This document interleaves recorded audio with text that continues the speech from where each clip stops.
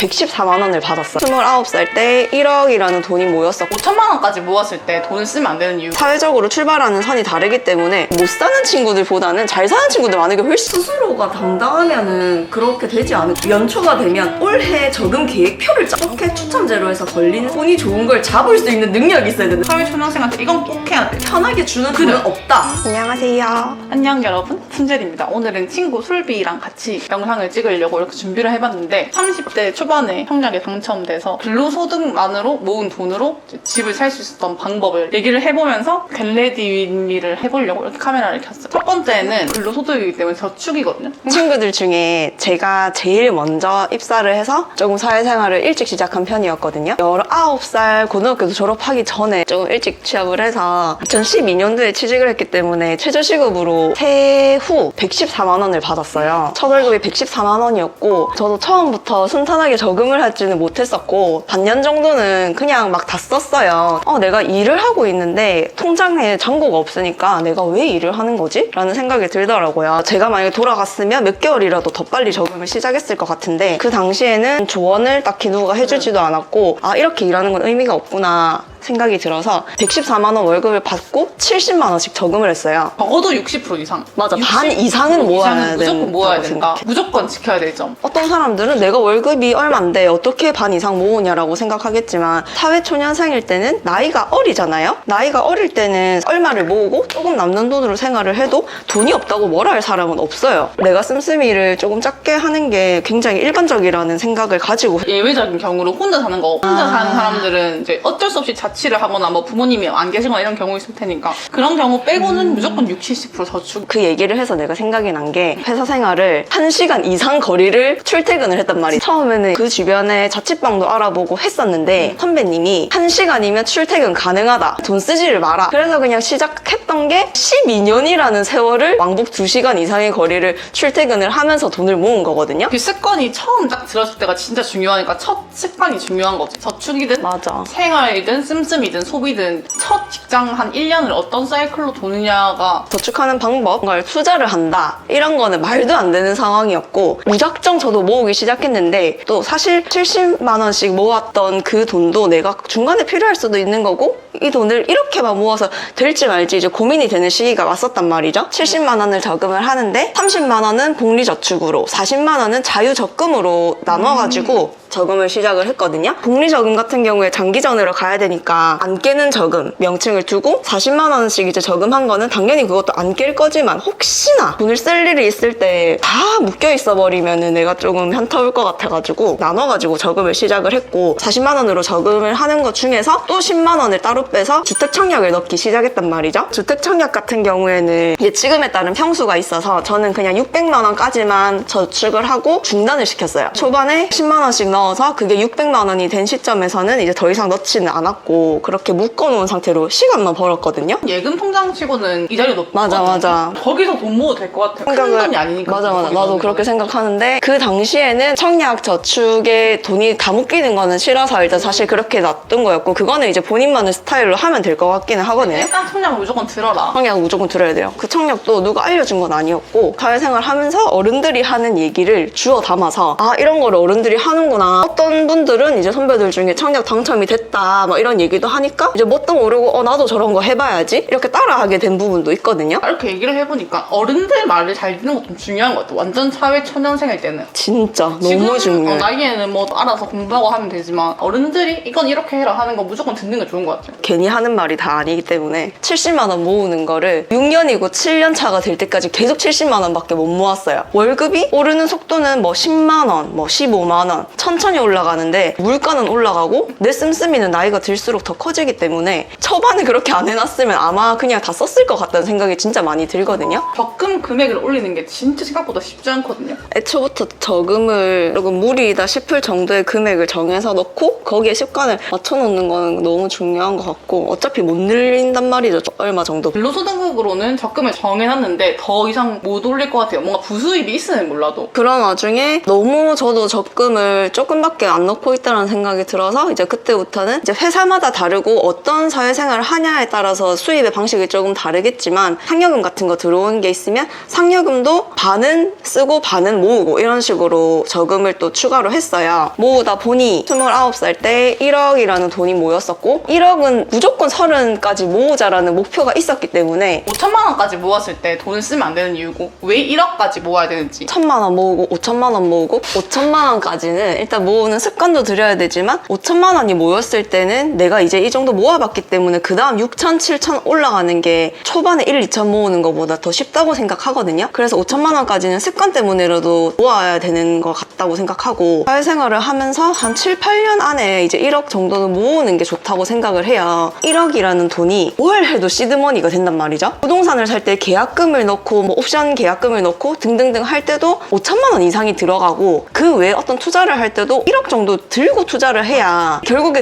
돈을 버는 방식이 되기 때문에 3천이나 5천쯤에서 이 정도 되면 뭔 투자를 해야 되지 않을까? 사람들이 돈을 통장에 묶어놓는 건 바보라고 하던데 생각이 들 수가 있지만 애매하게 돈 모였을 때 그 돈을 쓰면 나쁜 투자가 될 수 있다. 저는 약간 생각하거든요. 미래 가치가 있는 회사 같은 데 투자하는 거 아니면 근데 그걸 판단하기가 어렵잖아요. 맞아. 그래서 무난하게 부동산 투자를 많이 하는데 1억 이하라고 하면 막 오피스텔 매매 이런 거밖에 못 한단 말이죠. 아니면 엄청난 구축? 5천만 원대 이 돈으로 뭘 해야 되지? 이걸 좀 참고 1억까지 현금을 일단 올리는 게 중요한 것 같아요. 가족 중에 어떤 투자 전문가가 있어. 진짜 내가 3천만 원 가지고도 몇 억을 벌 수 있는 정말 어마어마한 지식을 물려받을 수 있다. 맞아. 이러면 하면 돼요. 근데 일단 저 같은 경우에 굉장히 평범한 집에서 그냥 자랐고 5천만 원 정도 모였을 때 이 돈을 그냥 투자하기에는 제가 전문 지식이 없었다고 생각을 하거든요. 맞아. 일단은 조금 더 모아보자. 제가 이제 29살에 딱 1억이 모였을 때는 이제 그때부터 진짜 좀 더 집중해서 내가 이 돈을 가지고 이제 앞으로 어떻게 할 것인가에 대해서 좀 더 공부하고 좀 더 생각을 했던 시기가 됐고 20대 이제 초반 때, 중반 때, 후반 때는 생각하는 게 어쩔 수 없이 달라요. 초반에 너무 어렸을 때 얼마 모았다고 무작정인 투자를 하는 거는 별로 권하지 않는 것 같아요. 돈이 한 통장에 1억 이렇게 있진 않겠지만 대충 내 자산이 1억쯤 모은 것 같네 살면서 한번 느껴보는 것도 좋은 것 같아요. 뭐 이게 누군가한테는 얼마 안 되는 돈이라고 생각할 수 있고 누군가한테는 어떻게 모아야 될지 막막한 돈일 수도 있지만 기준은 진짜 늘 다 너무 다르기 때문에 30살 때 무조건 1억이 있어야 된다라고 생각을 가지고 왔던 제일 처음 시초는 뭐 조금 출발선이 다른 것도 있었던 것 같은 게 이제 저는 친구가 10명이면 10명 중에 정말 8명이 대학을 가고 바로 취업한 친구가 있었긴 하지만 거의 없었어요. 대학교에 가서 공부를 해서 이제 어떤 회사를 들어간 애들이랑 어쨌든 사회적으로 출발하는 선이 다르기 때문에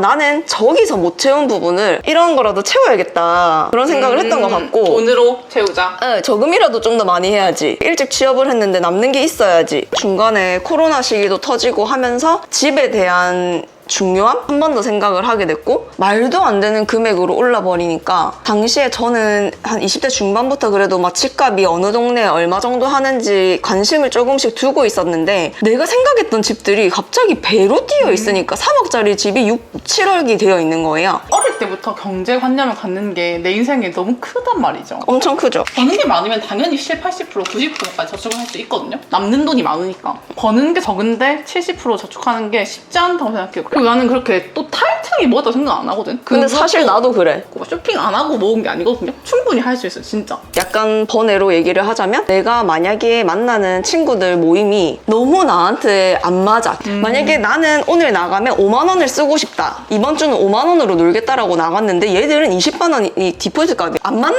거야. 맞아. 그게 쌍방으로 불편하기 때문에 경제 상황이 맞는 거에 따라서 대화도 달라지고 맞아. 지나면서 더 심해질 건데 배려심이 깊으면 물론 나를 만날 때 내 소비 수준에 맞춰준단 말이야. 만날 때마다 이 사람을 배려해야 된다고 생각하면 둘은 안 맞는 거지. 친구가 너무 좋으면 뭐 만나면 횟수를 3달에 한 번 만난다든지. 그래도 20대 초반 때는 몰랐던 게 이제 나이가 더 들면 들수록 그 갭이 더 크게 차이가 날 거란 말이에요. 맞아, 맞아. 근데 그 부분에 있어서 뭐 솔직하지 못하고 얘 때문에 눈치를 봐서 나랑 맞지 않는 소비를 해야 되고 이러면은 사실 그 친구는 자주 안 만나는 게 맞다고 생각을 하고 그러니까 그 친구도 그거를 이해를 하고 있고 나도 이 친구의 상황을 이해를 해서 서로가 배려를 해줄 수 있는 관계 단계면 더할 나위 없이 좋은 그렇죠, 거거든요. 그렇지. 결국에 내 주위에 이렇게 경제적이나 뭐 이런 게 못 사는 친구들보다는 잘 사는 친구들 많은 게 훨씬 좋아요. 경제적으로 어려운 상황에 있는 사람들이랑 계속 만나서 얘기하는 것보다 경제적으로 풍족한 사람들 만나서 맞아. 얘기하는 게 뭐 하나라도 득이 내 인생에 되니까 좀 경제적으로 풍족한데 이해심도 많고 배려심도 많다 하면 또 이제 그런 인연의 끈을 아예 놓는 것보다는 분명히 또 그 친구들한테 배울 점도 있고 또 내가 생각하지 못했던 벗어나게 해줄 수도 있는 거고 내가 살다가 정말 이 친구들이 생활하는 방식을 보고 또 거기서 나도 어떤 발판을 삼아서 더 나아갈 수도 있기 때문에 그걸 무조건 뭐 끊어내라 이건 아니지만 일단 돈을 모으고 저축하는 얘기를 하다 보니 혹시나 너무 무리면 그런 부분은 난 돈을 모을 시기야 한다면 그런 인연에 안 연연해도 될 것 같다. 그건 추후의 문제인 것 같아. 사회생활 열심히 하다 보면 또 좋은 인연이 많기 때문에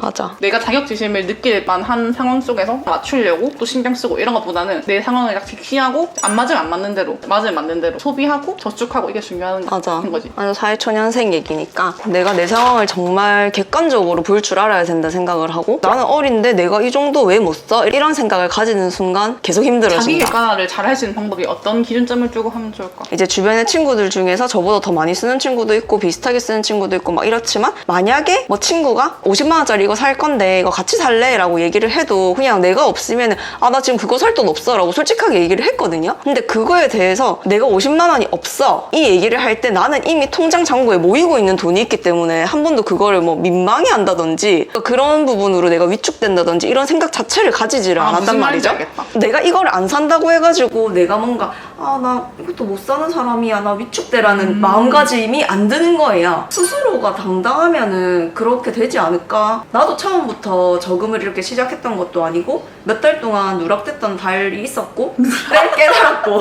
아 이렇게 살면 안 되구나 이제 깨달은 거였고 제가 졸업하고 바로 취업을 했는데 그때부터 지금까지 돈을 안 모았던 적이 한 달도 없어. 엄청 중요한 게 나는 프리랜서가 됐잖아. 프리랜서가 되면 진짜 돈 관리가 힘들 수도 있다고 생각하거든. 이 패턴 잡는 거랑 돈 관리 잡는 거랑 오랜 저축한 그게 있으니까 어떻게든 하게 되더라. 이번 달 많이 했다고 다음 달 안 해야지 이게 아니라 어떻게든 계속 안 하면 불안한 거지. 그게 중요해. 전달과 이번 달 나는 달라야 되니까. 맞아. 연초가 되면 올해 저금 계획표를 짰었거든요, 항상.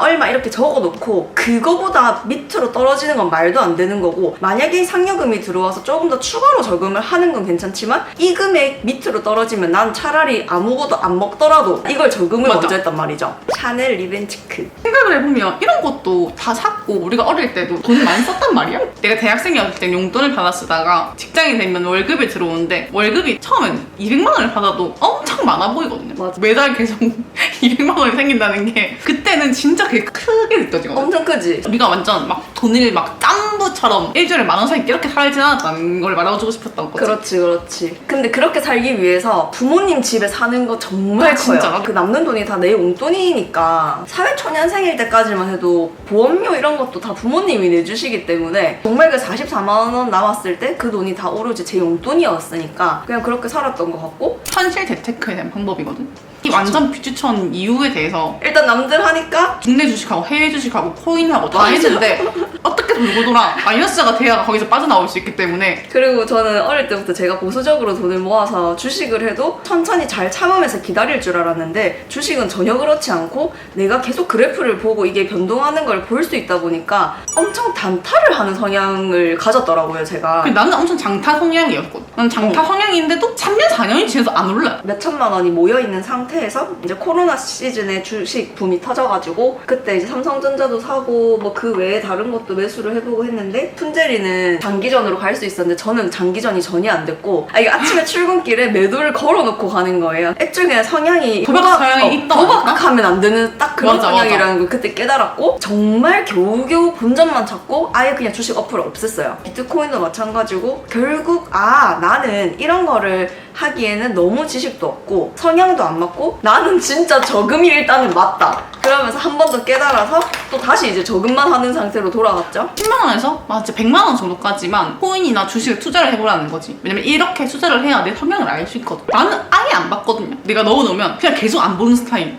확실히 내 성향을 알 수 있는 수단이기 때문에 투자하고 이런 거는 추후에 정말 내가 한번 제대로 할 수 있을 때 해보는 게 맞아. 좋을 것 같고. 우리도 공부해야 된다 지금. 요즘에 유튜브에 이런 게 너무 많아. 3만 원을 왜 들고 있냐 이런 말도 안 되는 너무 후킹만 따지는 그 사회초년생들 경제를 박살내는 게 많아서 잘못 어그러지면 돈에 대한 가치를 잃게 되면 마이너스로 가거든요. 내가 돈을 벌어서 빚을 메꾸는 이런 루틴으로 가면 다시 돌아오기 진짜 어려워요. 부모님이 도와줘서 한 번에 빚을 해결해주지 않는 이상은 잘못된 경제관념을 가지면 현실로 돌아오기 어렵다고. 많은 케이스를 보고 깨달은 거지만 돌아온다고 해도 힘들다. 씀씀이가 진짜 늘기만 늘지 줄지가 않으니까. 신용카드에 대해서 사회생활 한 12년 차까지 저는 신용카드를 쓰지를 않았어요. 체크카드만 썼고 성인이니까 또 신용카드 만들어라고 제한도 너무 많이 맞아. 오는 거지. 그래서 신용카드를 이제 한번 만들어 봤는데 44만 원을 쓰는 아이가 신용카드를 쓰니까 7, 80만 원을 쓰게 되더라고요. 그러니까 내가 돈을 언제 어떻게 이만큼 썼는지를 몰라. 그거를 쓰다가 아 이거를 메꿔야겠다. 다시 신용카드를 없애봐야겠다 하고 메꾸는데 걸린 소요 시간이 6개월이었어요. 0을 만드는데 6개월이 걸리길래 그때 이제 충격을 받고 메꾸고 이제 신용카드를 없애고 그때부터 체크카드를 써서 내 통장 안에 있는 잔고가 줄어드는 거를 보면은 아 이제 돈이 얼마밖에 안 남았네 라고 인지가 되기 때문에 씀씀이 조절이 되더라고요. 맞아. 어차피 나중에 살다 보면 신용카드 만들어야 되는 순간이 오기는 오거든요. 결혼을 하면서 신혼집에 맞아, 가전을 맞아. 사고 이렇게 한도가 필요하니까.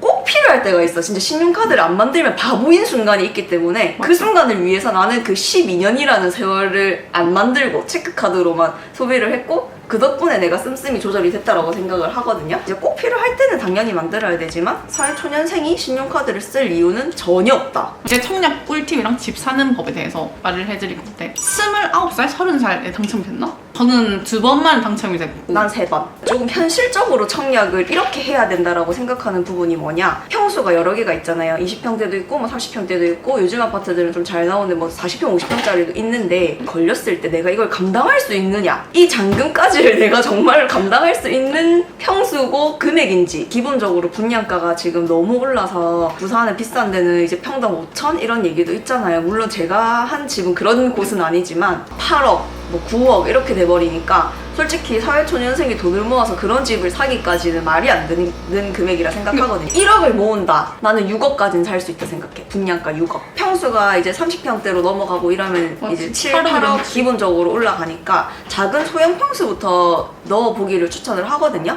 20평대도 내 기준으로는 그렇게까지 좁지 않아요. 완전 조그만한 소형 아파트 이런 느낌은 아니고 그냥 적어도 사람이 살만한 사이즈라고 생각을 하기 때문에 금액이 너무 말도 안 되는 것도 문제지만 이제 평수도 너무 크게 가버리면 분명히 걸렸을 때 후회를 할 것 같단 말이에요. 사회초년생이 이제 어느 정도 모아가지고 집을 쳤을 때 정말 내가 걸렸을 때 감당 가능한 평수로 청약을 넣었고 그게 걸렸기 때문에 이게 5구 타입 여기 27평으로 그래도 나왔어. 25병이 내가 생각 기본인 것 같아. 평균 25평이지. 그걸 이제 감당을 할 수 있냐를 계산할 때는 계약금을 넣는 것만 보는 게 아니라 이제 완공이 됐을 때 잔금을 치를 때 현금이 얼마나 들어가는지 계산을 한번 해보는 거예요. 그리고 대출을 내가 얼마 낼 수 있는가, 그때쯤에 대출 이자는 얼마 정도 나올 것인가, 이런 거를 다 계산해서 내가 감당할 수 있을 때 청약을 해야 된다고 생각은 하거든요. 청약 당첨이 됐었을 때 내가 겪었던 몇 가지를 생각을 해보면 청약이 걸려서 사실 저는 결국에 결혼을 전제하로 이 집을 들어온 거기 때문에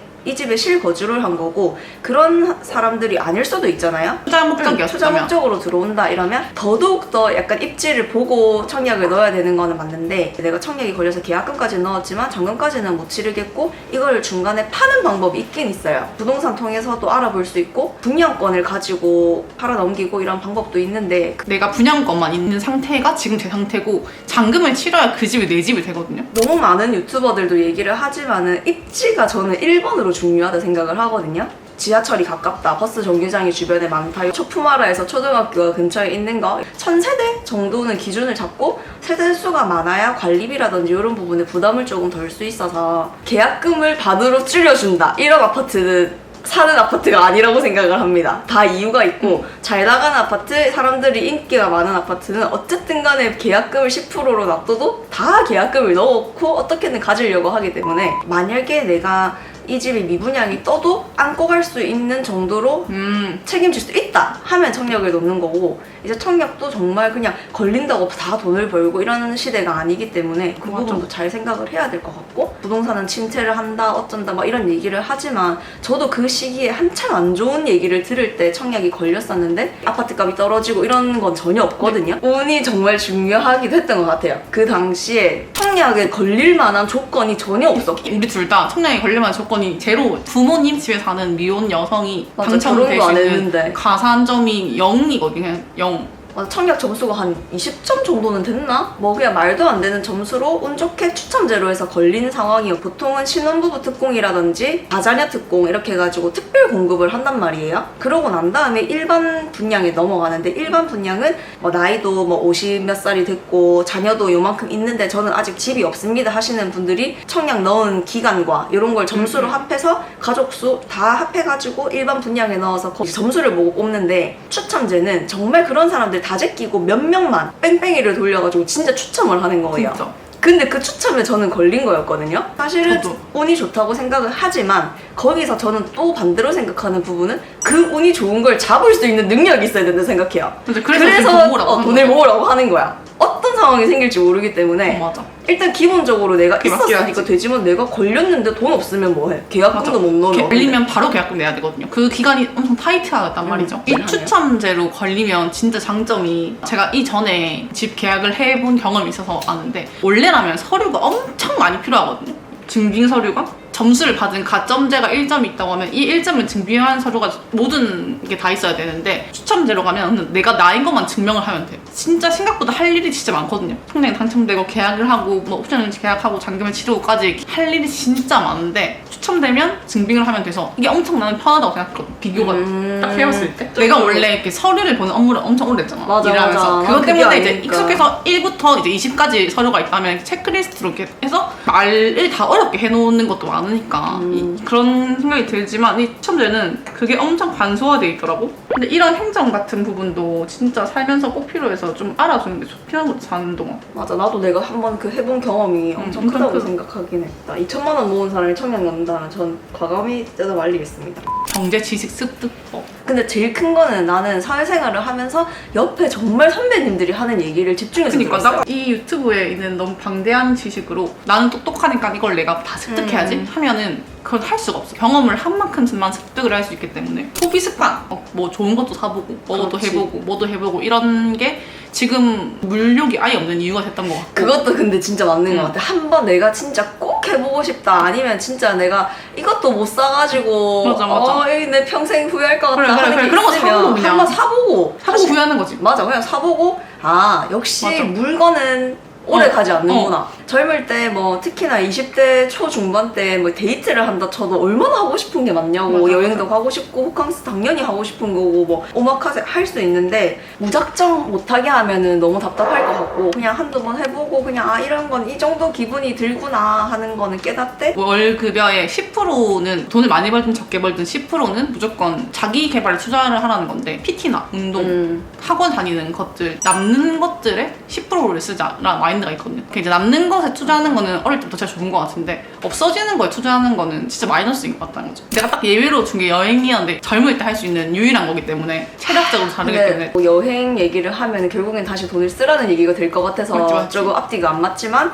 나는 그 70만 원씩 모으면서 조금씩 또 그 그래, 갔잖아. 남는 돈에서 응. 돈을 모아서 여행을 갔고, 맞아. 그 20대 중반 때는 1년에 2번씩은 해외여행을 갔어요. 근데 대신 해외여행을 가되 쇼핑을 많이 안 했고 내가 정말 해외여행에 집중을 맞아. 해서 여행을 했던 것 같고, 그리고 잘 알아보고 가는 거죠. 거기서 이제 대중교통 타는 법 이런 거 다 맞아. 공부해가지고 가는 맞아, 거고, 맞아. 그리고 훈젤이랑 간다 이러면 그냥 2만 보 걷는 거예요. 그냥 맞아. 계속 걸어다니. 여행도 갔다 와본 사람이 나중에도 잘 갈 수 있다고 맞아. 생각을 해서, 없는데 가라는 건 절대 아니고, 어느 정도 내가 약간 목돈을 좀 따로 약간 더 모았다 이랬을 때 그 돈을 투자해가지고 가본다? 그거는 당연히 가야 된다. 나에게 그때의 해외여행과 지금의 여행이 아예 다르기 때문에, 그때는 한창 성장할 때니까 이제 세상이 이렇게 넓구나. 그렇지, 약간 이런 걸 그렇지. 알 수 있는 다양한 문화와 다양한 사람들과 다양한 공간에 이제 마주하고, 그 문제 해결 능력이 좀 올라간단 말이죠. 여행을 많이 가면. 그 나의 문제 해결 능력은 그때 많이 올라가는 것도 중요하고, 계획적이게 짜고 그걸 이루면서 이제 해내는 것들,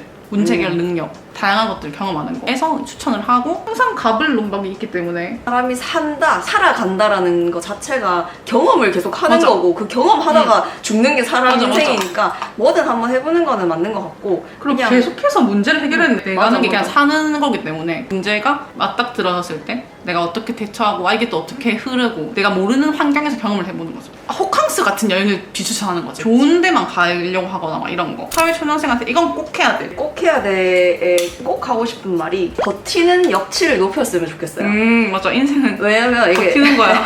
사회생활을 어차피 어떤 회사를 들어가고 무슨 일을 해도 100% 만족이라는 게 없다고 생각을 하고 맞아. 특히나 사회초년생이라는 거는 회사든 어디든 막내가 되는 거잖아요. 근데 그 막내를 버티지 못하고 위로 올라가는 사람은 없거든요. 못 버텨서 나가! 그럼 그 또 사람 막내야. 또 막내야. 맞아. 어딜 가면 또 막내야. 또 막내고. 그런 그러니까. 사람들 이직이 잤단 말이야. 맞아. 그럼 결국에는 1년 뭐 이렇게 하면서 그런 사람들은 돈을 모을 수도 없어요. 왜냐면 틈이 생긴 동안 내가 그 돈을 또 써야 되거든. 2, 3년 차까지는 사회초년생이라는 마음을 가지고 정말 최선을 다해서 버텼으면 좋겠고 만약에 일을 하는데 정말로 내가 다른 꼭 하고 싶은 일이 있어서 이직을 한다. 당연히 그럼 이직을 해야겠지만 요만큼의 나는 불만을 가지고 나가는 애들이 많으니까 좀 참아라. 그 엄청. 정도는 다 불만이 있는 건데 왔다가 그만두고 나가는 동생들도 많이 봤고 그런 직원들을 많이 봤는데 정말 사실 내가 보기 별게 아닌 거에 꽂혀서 나가더라고. 그러니까 한 번 혼나면 나가. 참을 수 있는 그게 없대. 참을성이. 이게 어렵다. 요즘에 쉽게 돈 버는 게 많아 보이는 세상이 내가 많아 보이는 거지만 그렇지. 사람들이 돈을 되게 쉽게 버는 것처럼 보이지만 누구보다 열심히 사는 사람들만 돈을 많이 벌고 쉽게 버는 생각을 하고 내 개인의 능력치의 문제지 돈이 나한테 쉽게 오는 건 아닌데 미디어가 너무 많으니까 맞아. 보이는 거는 정말 좋은 일부분만 보여주는 그니까. 거고 그 사람들이 그 뒤에서 얼마나 많은 맞아. 노력을 했는지에 대해서 생각을 해볼 필요가 있다고 생각합니다. 저는 정말 이른 나이에 취직을 했지만 어린 사람들이 이제 없어요. 아무도 취업을 안 해. 그래서 회사의 평균 연령이 그냥 높아지고 있어. 사회초년생들 이건 절대 하지 말아라. 입사하는 그 분의 성향에 따라 다르겠지만 지각, 무단결근 이거는 근데 그거를 안 지키는 사람들이 있어. 그건 맞아. 기본을 해야 사람이 사회생활을 잘 그건 하고 맞아. 꼭 지각하는 사람들이 그렇게 결국에는 해야지. 사회생활적으로 계속 선배들한테 맞아. 혼나니까 못 맞아. 버티고 그만두고도 기본적으로 그렇게 흘러가기도 하지만 혼자 사는 아까 제가 말한 부모님 집에서 살아라고 했잖아요. 근데 사회초년생이 회사가 멀다고 자취방을 잡아. 근데 왜 지각하는지 알아? 이거 들으면 소름 왜? 끼칠걸? 폰이 꺼졌대. 알람을 못 들었대. 그렇게 지각을 하는 거야. 근데 그게 너무 말도 안 돼. 이게 저는 이제 상상을 못 하겠는데 이제 그런 경우도 봐왔고 책임감이 너무 없대. 그런 기본적인 매너를 지켜줬으면 좋겠고 돈 모으기 위해서 하지 말아야 될 거. 진짜 그냥 신용카드 만들지 않는 것만 해도 반은 간다고 생각해. 대출 받지 않기. 아 대출 너무 생각도 안 해봐가지고. 대출이 네가 생각하는 그런 대출 말고 이런 거 있잖아. 어떤 거? 단기 카드 대출 50만 원 더 받아주고 이런 거 있잖아. 오, 그냥 내가 절대 안 신청만 되죠. 하면 나오는 거. 내 절대. 신용정은 상관없이. 초년생은 그런 거 그냥 받을 수도 있잖아. 아 근데 맞네. 생각해보니까 있어. 내 주변에 뭣도 모르고 친한 동생인데 걔도 지금 돈을 많이 모았고 잘 살고 근데 누군지 있는데 알겠다. 어렸을 때 현금 그래. 서비스가 뭔지를 몰랐던 거예요. 모르고 현금 서비스를 누리고 현금이 나오는 해서 그거를 계속 뽑아 썼다는 거예요. 그래가지고 완전 신용도가 그냥 바닥이 난 거야. 근데 그거를 이제 한참 지나고 결국에 어떻게 회복을 하고 나한테 언니 예전에 이런 일이 있었다라고 얘기를 하길래 아 이거를 모르는 애도 있구나를 그때 알았어. 그러니까 이게 그 갚으려고 할 때 힘들단 말이야. 한 번에 많은 돈이 나가니까. 그렇지. 그 사이클을 다시 돌리려면 목돈이 또 필요하단 말이죠. 그러니까 그거는 급여만으로 하면 또 그만큼 또 돈을 못 모으게 되고 그 시간 동안. 맞아. 진짜 악순환이라서 편하게 나오는 돈, 편하게 주는 그래. 돈은 없다. 하루에 10분 일하면 부업 10,000원 벌 수 있어요. 이렇게 하면서 이제 그때부터 사기 바이럴이 그런 것도 엄청 많으니까 쉽게 나한테 돈이 떨어진다. 다 사기라고 보면 돼. 다 하면 안 되는 것들. 쉬운 돈벌이는 없다라고 생각을 해야 될 것 그리고 같습니다. 하지 말았으면 좋겠는 것 중에서 하나가 저축 통장을 이 파킹 통장에 넣어놔라, 이 여기 넣어놔라, 이 연금을 해야 된다, 뭐 이런 게 엄청 많지만 저는 그런 거 신경 하나도 안 쓰고 그냥 돈 모았으면 좋겠어. 이자를 얼마나 더 받을 수 있겠냐고. 그 70만 원 예를 들어서 모은다고 치면 맞아. 지금 물가 올랐으니까 100만 원이랑 가정하에서 한 달에 100만 원 이상은 내가 모아야 되는데 100만 원을 넣는다고 그렇게 크게 이자가 달라지진 않거든요. 막 신경 써서 이거 깨고 저거 깨고 이거 바꾸고 이거 바꾸고 그런 신경을 쓸 시간에 주거래은행 하나 생각을 하고 딱 그 은행 통장에 저축성으로 계속 넣는 거죠.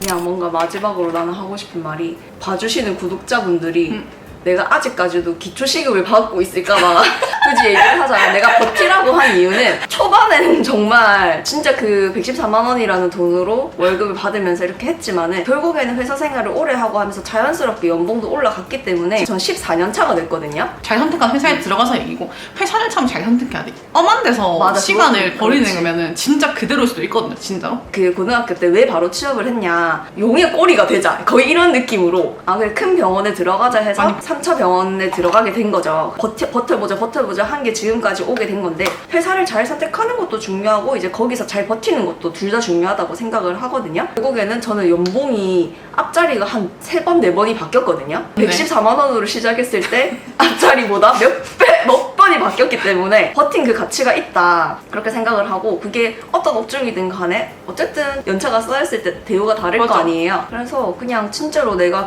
조금 괜찮은 회사에 들어갔다 이러면 어떻게든 버텨보는 것도 나쁘지 않다. 그리고 꼭 하고 싶은 일을 취미로 할 수 있으면 회사에 이게 최선을 다하면서 취미로 하는 것도 나쁘지 않다 생각하고, 어느 정도 우리가 벌이에 대한 게 사회초년생보다는 이제 성장을 했기 때문에 잔금 내고 이제 집 담보대출도 받아가지고 대출 이자도 내고 하면서도 생각지 못하게 또 모아지고 여유가 생기긴 하는 것 같거든요. 다른 사람을 생각하거나 비교하거나 이런 게 아예 없는데 집을 사는 과정을 경험하고 잔금까지 내야 된다는 걸 생각을 하니까 너무나 쉬운 케이스들도 많잖아? 그냥 물려받고 막 그냥 이제- 부모님이 돈 다 내주고 근데 이런 게 생각이 엄청 많이 들면서 뿌듯함도 있지만 이면적으로는 와 진짜 집 사기 힘들겠다. 온 방향성에 대한 객관적인 생각이 드는 거예요. 케이스마다 다 다르겠지만 사람마다 뭐 1억을 모으는 시기가 35이 될 수도 있고 39이 될 수도 있고 40이 될 수도 있다라고 생각은 한단 말이죠. 내가 만약에 집을 하나 사고 싶다 해도 이제 조금 더 낮은 쪽으로 방향을 틀어서 봐야지. 다 환경이 다른 거고. 결국에는 그 20대 초반에 본질을 진짜 잘 깨달아야 그 흐름을 안 놓치고 1년, 2년, 3년, 4년을 살아내야 조금 더 빨리 편안해질 수 있는 거지. 20살, 25살까지 뭐 이럴 때가 진짜 중요한 것 같아. 이게 지금 이 영상을 만들게 된 취지입니다. 맞아요. 습관을 가지자. 결론? 저축의 습관을 가지자. 기본만 하고 살자. 기본을 하자. 짠! 이렇게 저희는 화장을 마무리하고 왔고, 주관적인 의견으로 돈을 잘 모으는 법, 사회초년생이 가져야 될 경제 지식, 사회초년생이 가져야 할 돈 모을 수 있는 방법을 극단적으로 말을 해드렸는데 어떻게 와닿았을지 모르겠지만 도움이 되셨다면 댓글도 많이 부탁드리고, 궁금한 거 있으시다면 댓글 달면 이분이 댓글 달아주실 거예요. 사회생활을 조금 해본 선배로서 그냥 초년생들한테 얘기해주고 싶은 거를 편안하게 말씀드린 것 같습니다.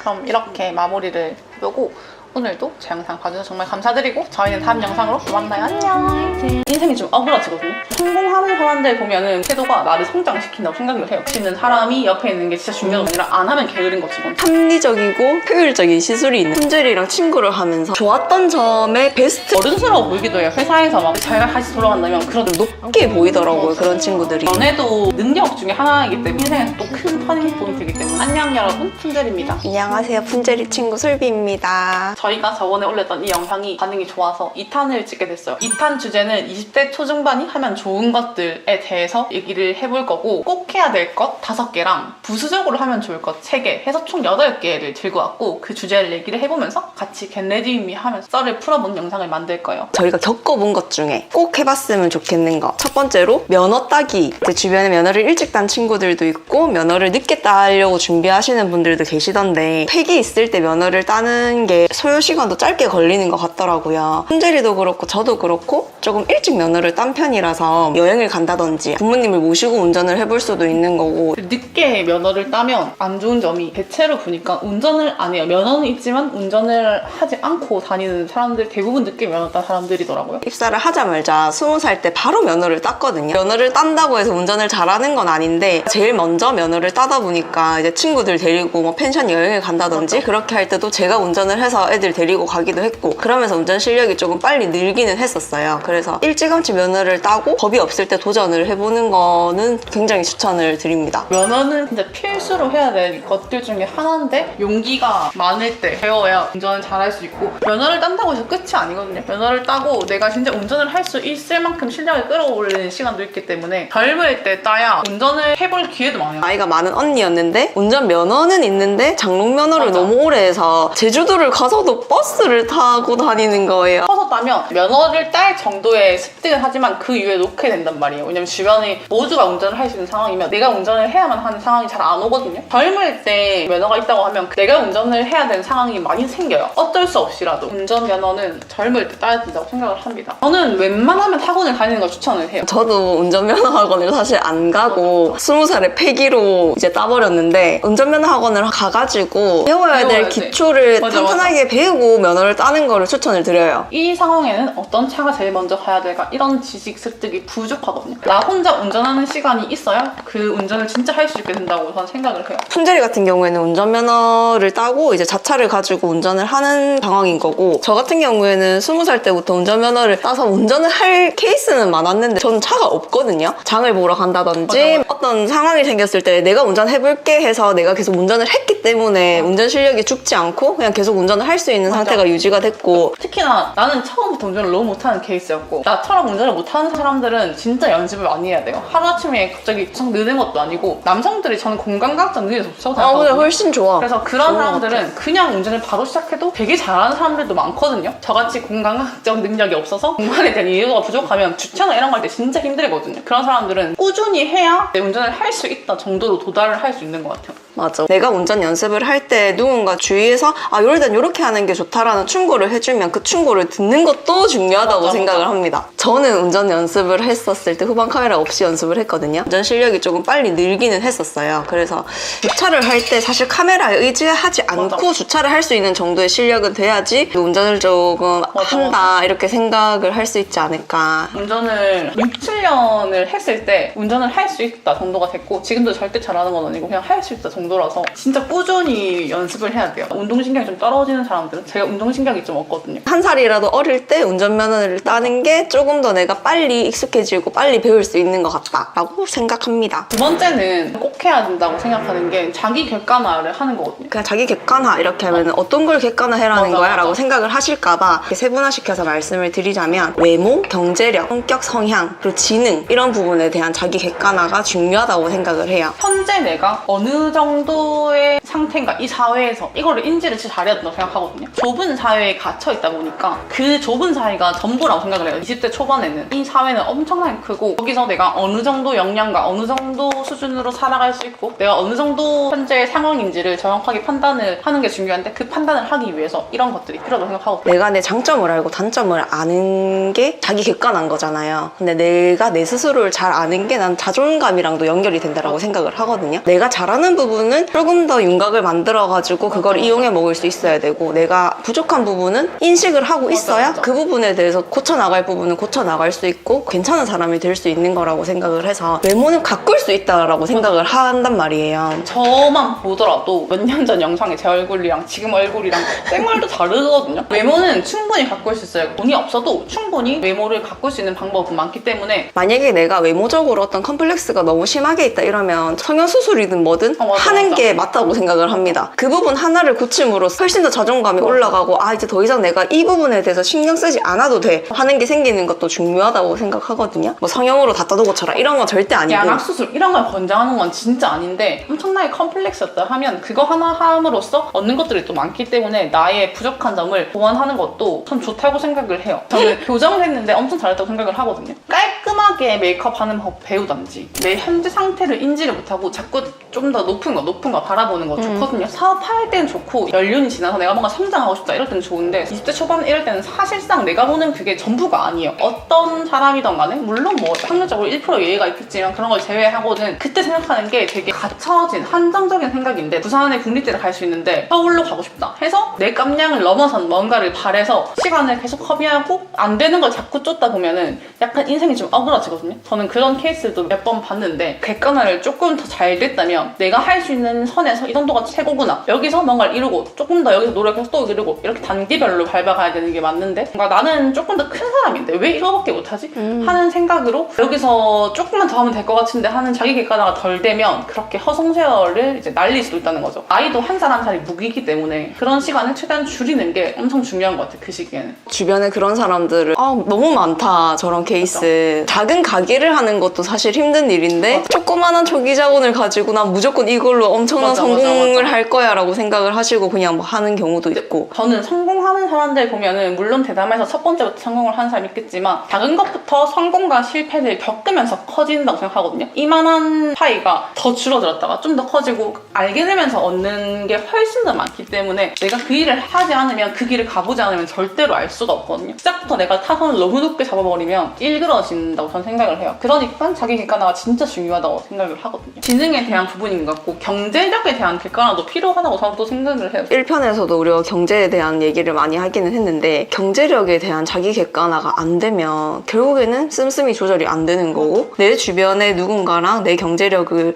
너무 비교해가지고 그런 걸로 스트레스를 받지 말고 나는 지금 이 정도 수준이라는 거를 알고 내가 여기서 지금 어느 정도 쓰고 아껴야 될지를 판단하는 능력, 그게 중요해서 이제 내가 아껴야 될 때가 언젠지 그리고 어느 시점부터 내가 조금 사람들한테 써도 되고 언제쯤부터 베풀어야 할지를 판단할 수 있는 것도 자기 객관화에서 중요한 부분이라고 생각을 합니다. 성격이랑 성향 살다 보면 정말 많은 여러 성격과 여러 성향의 사람들을 보잖아요. 둘 다 ESTJ라는 MBTI를 가지고 있거든요. 그래서 이런 얘기를 하는 거에 지루함을 안 느끼고 얘기를 하는 성향이기는 해요. 또 주로 이런 얘기들만 하기 때문에 감성에 대한 중요한 부분은 놓치는 게 있을 수도 있긴 해요. 현실적인 얘기만 하는 거니까. 저희도 그거를 알고는 있거든요. 만나가지고 따스한 얘기를 주고받고 막 위로를 해주고 서로를 막 달래주고 이런 스타일의 친구 관계는 아니에요. 얘가 뭔가 잘못된 게 있으면 지적을 해주고 이제 회사 생활을 하다가 이런 이상한 일을 겪었다라고 순재리에게 얘기하면 거기서 네 문제는 무엇이다 라고 얘기를 해주는 친구이기 때문에 대신 그 얘기를 들었을 때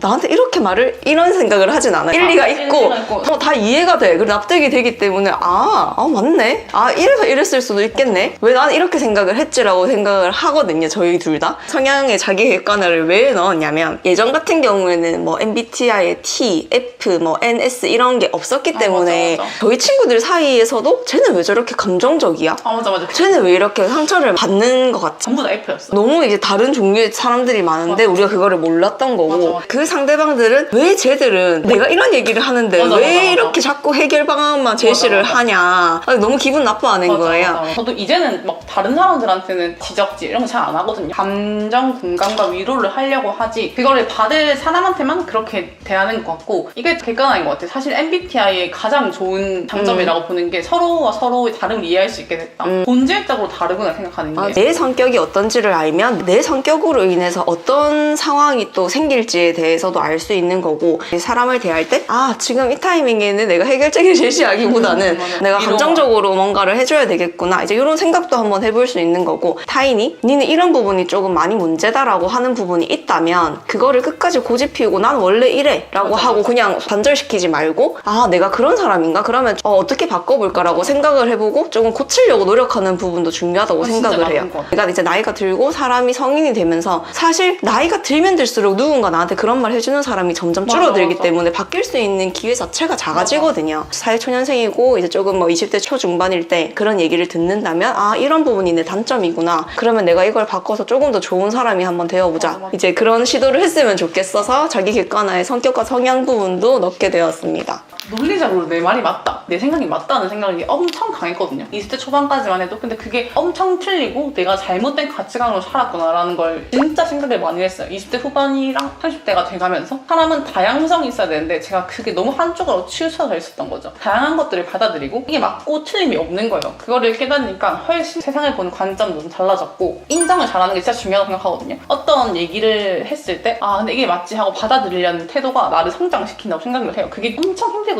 그런 게 힘들지만 이걸 해야 된다는 생각이 박혀있으면 한 번 더 생각을 해보게 돼요. 그 문제에 대해서. 아까 말했다시피 젊을 때는 이런 얘기들을 많이 들을 수 있지만 나이가 들어가면 나에게 지적하는 사람들이 없어지거든요. 나이가 들면 들수록 나를 좀 돌아보게 하고 나한테 진짜 제대로 된 말을 할 수 있는 사람이 옆에 있는 게 진짜 중요하다고 저는 생각해요. 쓴소리를 할 때 이건 내가 뭔가 바뀔 수 있는 기회라고 생각하고 너무 기분 나쁘게 생각하지 않으셨으면 좋겠고 어쨌든 살면서 기분 나쁜 일은 다 있단 말이에요. 누군가 나를 지적할 때 기분이 좋을 수는 없는데 그 얘기가 정말 내가 싫어서 하는 얘기면 무시해도 되지만 정말 나를 그래도 생각한다고 해서 하는 말이면은 그래도 한번 집에서 생각을 해보고 이런 부분 고쳐야겠다라고 생각하고 바뀌는 거는 정말 중요하다고 생각을 합니다. 다음은 청결 관리에 대해서 저희가 얘기를 좀 해보려고 하는데요. 진짜 제일 중요한 게 손톱, 발톱, 머리털, 겨드랑이 털, 막 눈썹 털, 수염 같은 털 종류랑 손톱, 발톱 같이 계속 기르는 것들은 무조건 관리를 해줘야 되고, 피부에 약간 접히는 부분, 팔꿈치, 발 뒷목, 아니면 뭐 귀 뒤, 목, 달미 이런 부분 청결을 진짜 신경 써줘야 되거든요. 습관을 제대로 잡아놔야 돼요. 이게 그 사람의 이미지를 결정하는 거기 때문에 아무리 예쁘게 꾸미고 명품을 두르고 예쁘게 치장을 한다고 해도 청결 없으면 아무 소용 없단 말이에요. 청결은 내가 관리하면 할수록 더 잘 보인단 말이에요. 더러운 사람한테는 더러운 사람이 안 보여요. 깨끗한 사람한테 더러운 게 보이기 때문에 관리를 하면 할수록 그 청결의 척도가 높아지고, 일어나서 무조건 샤워를 하면 훨씬 더 개운한 하루를 보낼 수 있거든요. 활력을 씻는 거에서 찾는 거죠. 깨끗하게 씻고 깨끗하게 손톱을 정리하고 깨끗하게 수염을 밀고 털을 정리하고 하는 과정에서 내 하루가 조금 더 활기차게 에너지를 얻을 수 있어요. 기본 중에 기본이기 때문에 조금 귀찮다고 샤워해야 될 거 머리만 감고 습관을 기르는 게 결국 귀찮음이 많아지는 거기 때문에 부지런해야 전 성공한다고 생각하거든요. 부지런하게 할 수 있는 최소한 기본적인 것들은 다 지키면서 하는 게 전 중요하다고 생각하고, 어릴 때부터 엄마가 이런 얘기를 많이 했어요. 안 보이는 곳들이 더 깨끗해야 된다. 안 보이는 곳들을 더 관리를 잘해야 된다. 주의식 교육하는 것도 전 좋은 것 같아요. 교복을 입어도 깃이 깔끔한 사람이 있고 누룩쭈쭉 뺏기는 사람들도 있고 다양하잖아요. 그런 부분은 관리를 못하면 내 인생도 관리가 안 될 것 같기 때문에 지킬 수 있는 걸 최선을 다해서 지켜가면서 사는 것도 전 진짜 중요하다고 생각을 해요. 1번으로 해야 되는 거라고 생각을 합니다. 이걸 한다고 부지런한 게 아니라 안 하면 게으른 거지, 이건 진짜. 아, 그렇지. 도 중요하게 생각을 하는데, 저는 혀 클리너랑 치실 이런 거 무조건 하거든요. 양치만 하면 양치질을 하는 것 같은 기분도 잘 안 들거든요. 혀 클리너 이런 거 무조건 하셨으면 좋겠고, 씻는 것도 저는 되게 다양한 샤워가 있거든요. 나를 위한 진짜 깨끗함을 위한 샤워를 하는 날이 있고, 외출을 위한 샤워를 하는 날, 후다닥 빠른 샤워 루틴 이런 게 있단 말이에요. 머리부터 발끝까지 케어를 하는 시간을 가지는 게 좋은 것 같아요. 뭐 머릿결이면 머릿결, 각질이면 각질, 털이면 털, 내 몸을 다 구석구석 들여다보고 관리를 해주는 게 진짜 중요하다고 생각을 합니다. 그러면 향기가 좋아져요.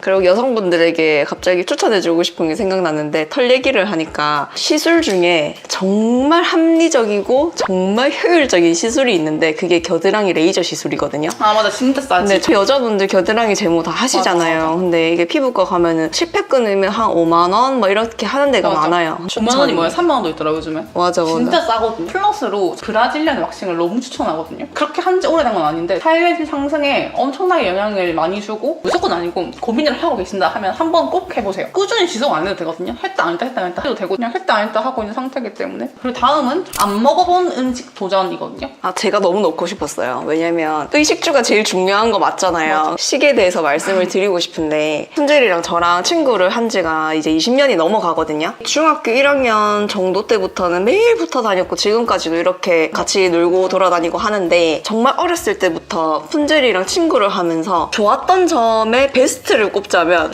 너무 다양한 음식을 먹게 해준 친구. 정말 많은 음식을 먹었고, 학생들이 먹을 법한 음식들을 우리는 안 먹었어요. 맞아. 우리가 막 같이 분식점을 가서 떡볶이를 먹거나 이런 애들이 아니었고, 훈젤이가 좀 어른들의 음식을 좋아했었단 말이에요. 어릴 때부터 이제 뭐 회덮밥이라든지 곱창이라든지 감자탕, 낙지덮밥, 돈가스, 떡볶이 이런 류를 아예 안 좋아하거든요. 지금도 떡볶이는 엽떡만 먹는 게 매워서 먹는 거지 떡볶이 자체는 진짜 안 좋아하고, 그때부터도 뭔가 난 단백질류를 좋아했던 것 같은 게, 분식집만 가도 닭꼬치 이런 것만 먹고 막 그런 그랬던 것 밀가루의 같아. 음식 자체를 안 좋아해서 쫀득이 이런 것도 아예 안 좋아하고, 아빠가 음식에 관심이 엄청 많으셔가지고 외식도 진짜 많이 했고, 집에서 밥 먹어도 야채, 생선, 고등어 조림, 갈치 조림 이런 류를 많이 먹었기 때문에 음식을 되게 다양하게 많이 먹어봤거든요. 외식을 많이 하면서 이 동네 저 동네 가면서 음식을 많이 먹고 여기 전파를 했던 거죠. 여러 가지 좋은 점이 뭐냐면, 저희는 이제 중학생, 고등학생 때 이제 얘기를 지금 드리는 건데, 분식점에서 밥을 안 먹고 좀 어른들의 음식을 먹다 사람들이 보니까 신기했는데, 교복고 중학생들이 너네 여기 밥 먹으러 왔냐면서 회덮밥 매운탕 먹고 점심 특선 이런 데 가고. 맞아. 그때 당시에는 회덮밥 이런 거 4,500원, 5,000원 이렇게 하니까 이제 엄마한테 용돈 받아서 가는데, 이제 엄마도 푼젤이랑 밥을 먹으면 제대로 된 어떤 음식을 먹으니까 용돈을 많이 주셨어요. 그때 맞아, 당시에 맞아. 항상 밥 먹으라고 거의 매일같이 막 10,000원씩 주시고, 대신 지금처럼 계속 밥을 먹거라 하시면서 이제 용돈을 주시니까 푼젤이랑 저랑 항상 마치고 뭐 학원 끝나고 나면은, 아, 우리 오늘 뭐 먹을까? 이렇게 하면 항상 주로 이런 거 뭐 날 것도 많이 먹었고, 그런 생활들이 이어지다 보니까 이제 조금 더 커서 저희가 성인이 되고 술을 먹게 되고 이러니까 정말 더 많은 더 음식들이 많은 있는 거예요. 음식들이 굴이라든지 뭐 과메기라든지 어떤 날 것의 음식들이라든지 너무 많은 맛있는 음식들이 있잖아요. 근데 그거를 일찌감치 접해서 빨리 그 맛을 알게 돼서 지금까지도 너무 많은 음식들을 먹어볼 수 있고 먹을 줄 아는 게 너무 축복이라고 생각을 커서는 사실 시도하기가 좀 힘들어요. 싫어하는 음식이 돼버렸으니까. 맞아. 이미 입맛이 그렇게 정해져 버려서 그래도 내가 한번 도전을 해보고 먹어보려고 시도를 해서 세상에 이런 맛이 있구나라는 그 맛을 알아가는 것도 진짜 큰 축복이다. 너무 큰 것 같아요. 여행이 중요한 것만큼 이렇게 음식을 많이 접해보는 것도 중요한 것 같아요. 많은 음식을 접해보고 도전해보고 먹어볼 수 있는 거. 저는 음식을 일단 다 먹어보거든요. 입에 넣고 별로면 다시 안 먹으면 되니까 거리낌이 없어지는 게 진짜 중요하다고 생각해서. 또 사회생활을 해보고 하다 보니 생각보다 돼지국밥 못 먹는 사람, 내장 못 먹는 맞아, 사람 맞아. 너무 많더라고. 그래서 회사에서 점심을 먹게 된다면 음식이 한정적이에요. 모두가 같이 먹을 수 있는 햄버거 한정돼 있거든요. 그 와중에서 또 못 먹는 게 매운 거 못 먹는 사람들도 있고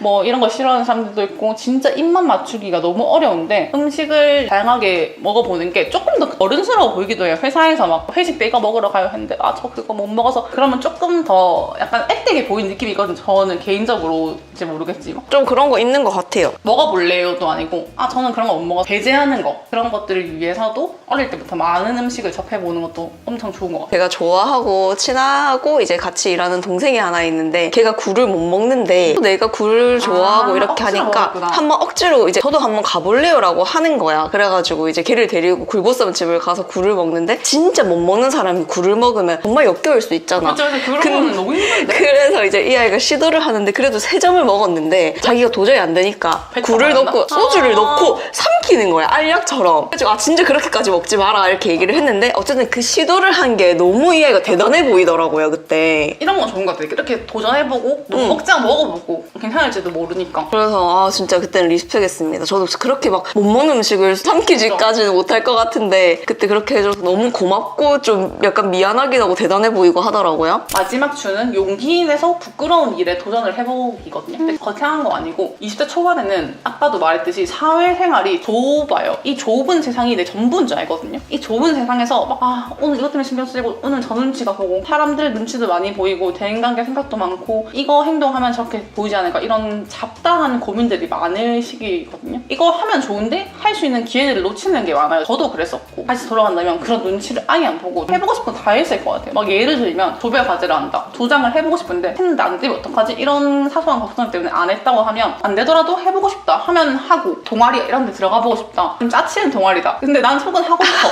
그러면 그냥 해야죠. 중요한 건 내가 내 컨셉을 어떻게 하는지가 진짜 중요하다고 생각하거든요. 살면서 시작부터 나보다 너무 고점을 잡아놓으면 거기에 맞춰서 살면 인생이 되게 피곤해지거든요. 나의 컨셉을 나에 딱 맞게 잘 잡는 것도 중요하다고 생각하고 내가 하고 싶은 일에 남 눈치를 보지 말고 진짜 사소한 것부터 해보는 거죠. 그 집단에서 약간의 눈치가 보인다고 내가 진짜 하고 싶은 걸 놓치지 말고 했으면 좋겠는데 그게 포괄적이니까 하나라도 했으면 좋겠어요. 내가 지금 고민하고 하고 싶은 게 있는데 이게 약간 눈치가 보이고 좀 짜치는 일이다 이런 거면 하나는 꼭 해봤으면 좋겠어요. 이제 옆에서 본 결과 푼제리도 하고 싶어서 회사를 다니면서 유튜브를 시작을 했잖아요. 정말 푼제리도 지금 이 정도까지 성장을 할지 말지 몰랐고 그 당시에 맞아. 도전할 때는 엄청나게 큰 용기를 가지고 도전을 했었던 거잖아요. 맞아. 그 시작 자체를 안 했으면 당연히 이런 결과도 없는 거고 뭔가 성공을 이뤄라 이런 건 아니더라도 아까 꼭 해보고 싶은데 못하겠는데 어떡하지라고 맞아, 걱정하는 게 있으면 좀 한 살이라도 어릴 때 한번 빨리 시작해보는 거 너무 좋다고 생각합니다. 맞아. 지금은 엄청 커 보이는데 시간이 2, 3년만 지나도 내가 어떤 것 때문에 고민했는지 기억도 안 나거든요. 그 결과값은 내 인생에 남으니까 해보길 추천드리고 삶에 있는 어떤 바운더리 안에 있는 사람들의 시선을 너무 신경 안 썼으면 좋겠어요. 그들이 좋은 사람이면 내가 어떤 행동을 해도 남을 것이고 그들이 별로면 내가 그런 행동을 했을 때 자연스럽게 멀어지게 되는 거기 때문에 말은 쉬운데 진짜 어려운 덕이야 이게. 그러니까 엄청 사소하게 부장할 사람 저요 이 정도만 이제 해보라는 거죠. 성취감을 느낄 수도 있으니까. 이거는 무조건 하면 좋다 이건 아니지. 이건 하면 좋지 않을까 정도의 부수적인 거 3개를 생각을 해봤는데 저는 되게 중요하게 생각을 하는 부분인데요. 그 집안일 해보기입니다. 저는 어렸을 때부터 청소라든지 빨래, 설거지 이런 거 당연히 해야 된다고 생각을 했고 많이 했었거든요. 음식물 쓰레기 버려보기, 뭐 분리수거하기, 내 생활, 내 인생에 밀접한 관계가 있다고 생각을 해서 나중에 독립하고 나서부터 하면 되지라는 생각을 조금 버리셨으면 좋겠고, 생활력도 저는 능력의 하나라고 생각을 하거든요. 막 20대 초반에 여행을 가거나 이렇게 하면 친구들 중에서 유독 살림을 잘하는 친구들이 있어요. 요리도 뚝딱뚝딱 하고 청소도 그렇고 뒤처리하는 치우는 거 이런 거 잘하는 이제 친구들이 있는데 멋있다고 생각이 들고 되게 제일 괜찮다, 높게 보이더라고요. 그런 친구들이. 나도 좀 저렇게 잘했으면 좋겠다라는 생각도 했었고, 그게 별건 아닐 수도 있는데 사실 저는 잘 못하기 때문에 입을 꼭 다물고 있는데 해야 되는 게 맞다고 생각하거든요. 남자친구가 있는데 진짜 괜찮다고 느꼈던 부분이 이런 부분들 때문이거든요. 이성한테 매력으로도 어필될 수 있는 부분이거든요. 자기 관리를 잘하는 것 이상으로 생활력도 좋고 요리도 잘하고 집안일도 잘하고 청소도 잘하고 주부 정도로 보일 만큼 잘하는 게 엄청난 매력이라고 생각해요. 저는 살아가는데 필요한 요소를 잘 해내는 거니까.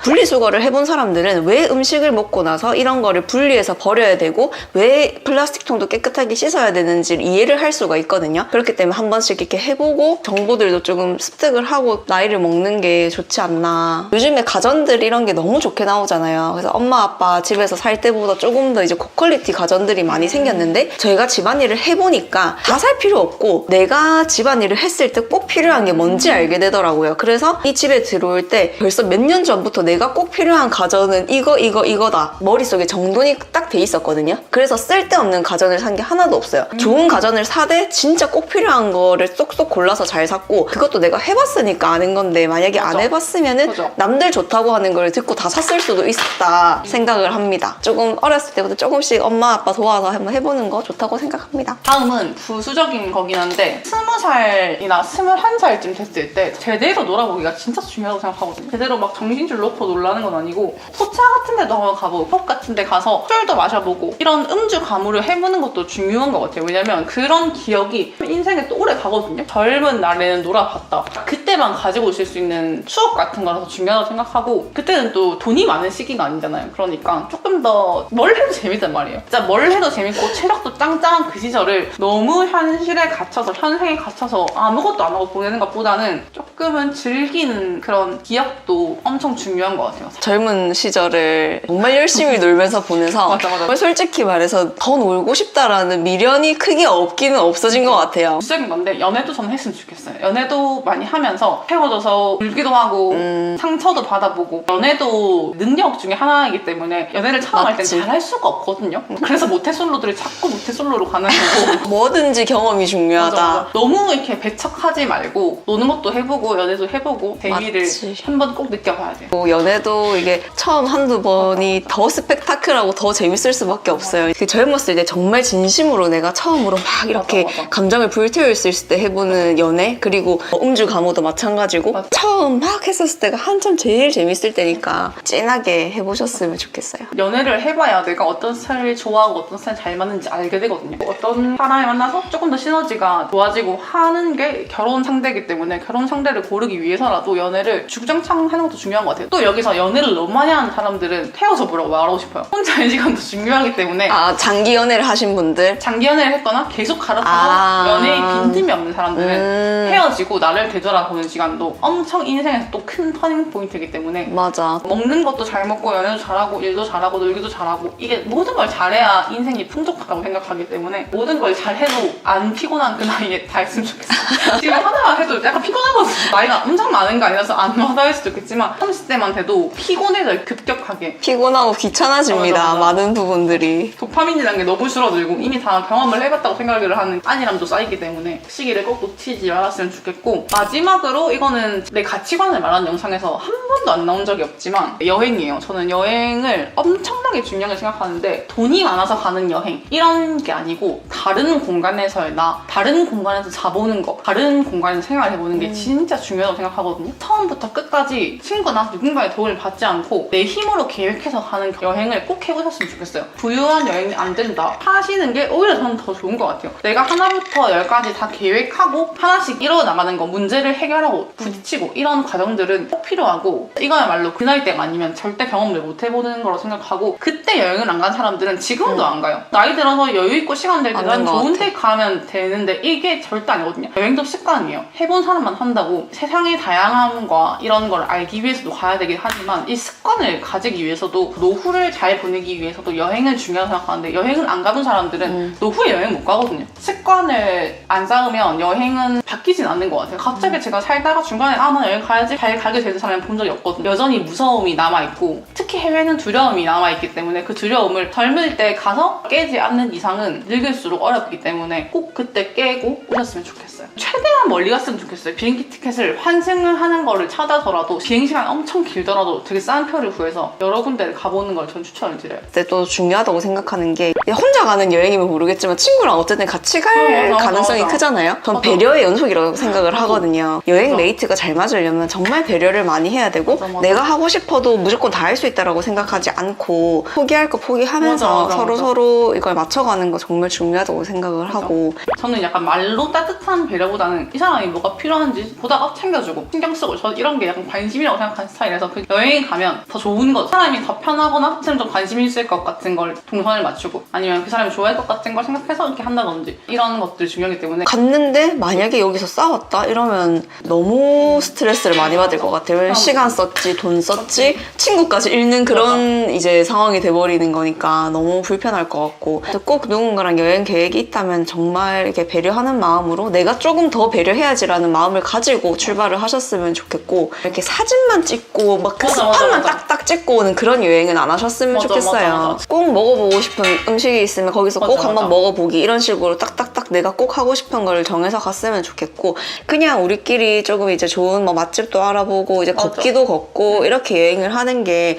훨씬 여행다운 여행. 뭐 동네를 걸어보거나 아니면 자전거 타거나 아니면 러닝을 해보던가 아니면 이 동네가 어떻게 살고 여기는 어떤 구조로 집이 돼 있고 슈퍼는 어떻게 돼 있고 뭘 팔고 이 사람들은 뭘 장을 보고 이런 거 구경하는 것도 되게 좋아하거든요. 그런 것들이 오히려 스팟 가는 것보다 재밌을 수도 있어요. 이렇게 메이크업이 다 끝났고 20대 하면 좋을 것들에 대해서 얘기를 해봤는데 도움이 되셨으면 좋겠고 저희는 절대로 저희 생각이 맞다고 생각 자체도 안 하고 사람마다 다 너무 다르고 이건 저희 생각일 뿐이고 그게 맞다고 생각하는 사람들한테 들려주고 싶은 얘기니까 겪었던 거를 얘기를 해드리는 거라서 그냥 많은 얘기들 중에서 한두 개만이라도 도움이 되셨으면 좋겠다라는 생각으로 영상을 찍게 됐습니다. 네, 내가 방금 초딩 같은 말을 들었으니까 갑자기 생각난 건데 저는 언어 습관 고치기도 진짜 중요하다고 생각하거든요. 표준어 잘 쓰고 띄어쓰기, 맞춤법 같은 거 잘 지켰으면 좋겠고 언어를 잘 쓰니까 훨씬 더 삶이 좀 풍족해지긴 한 것 같아요. 이거 진짜 마지막으로 오늘도 영상 봐주셔서 정말 감사드리고 저희는 또 다음 영상으로 찾아오도록 할게요.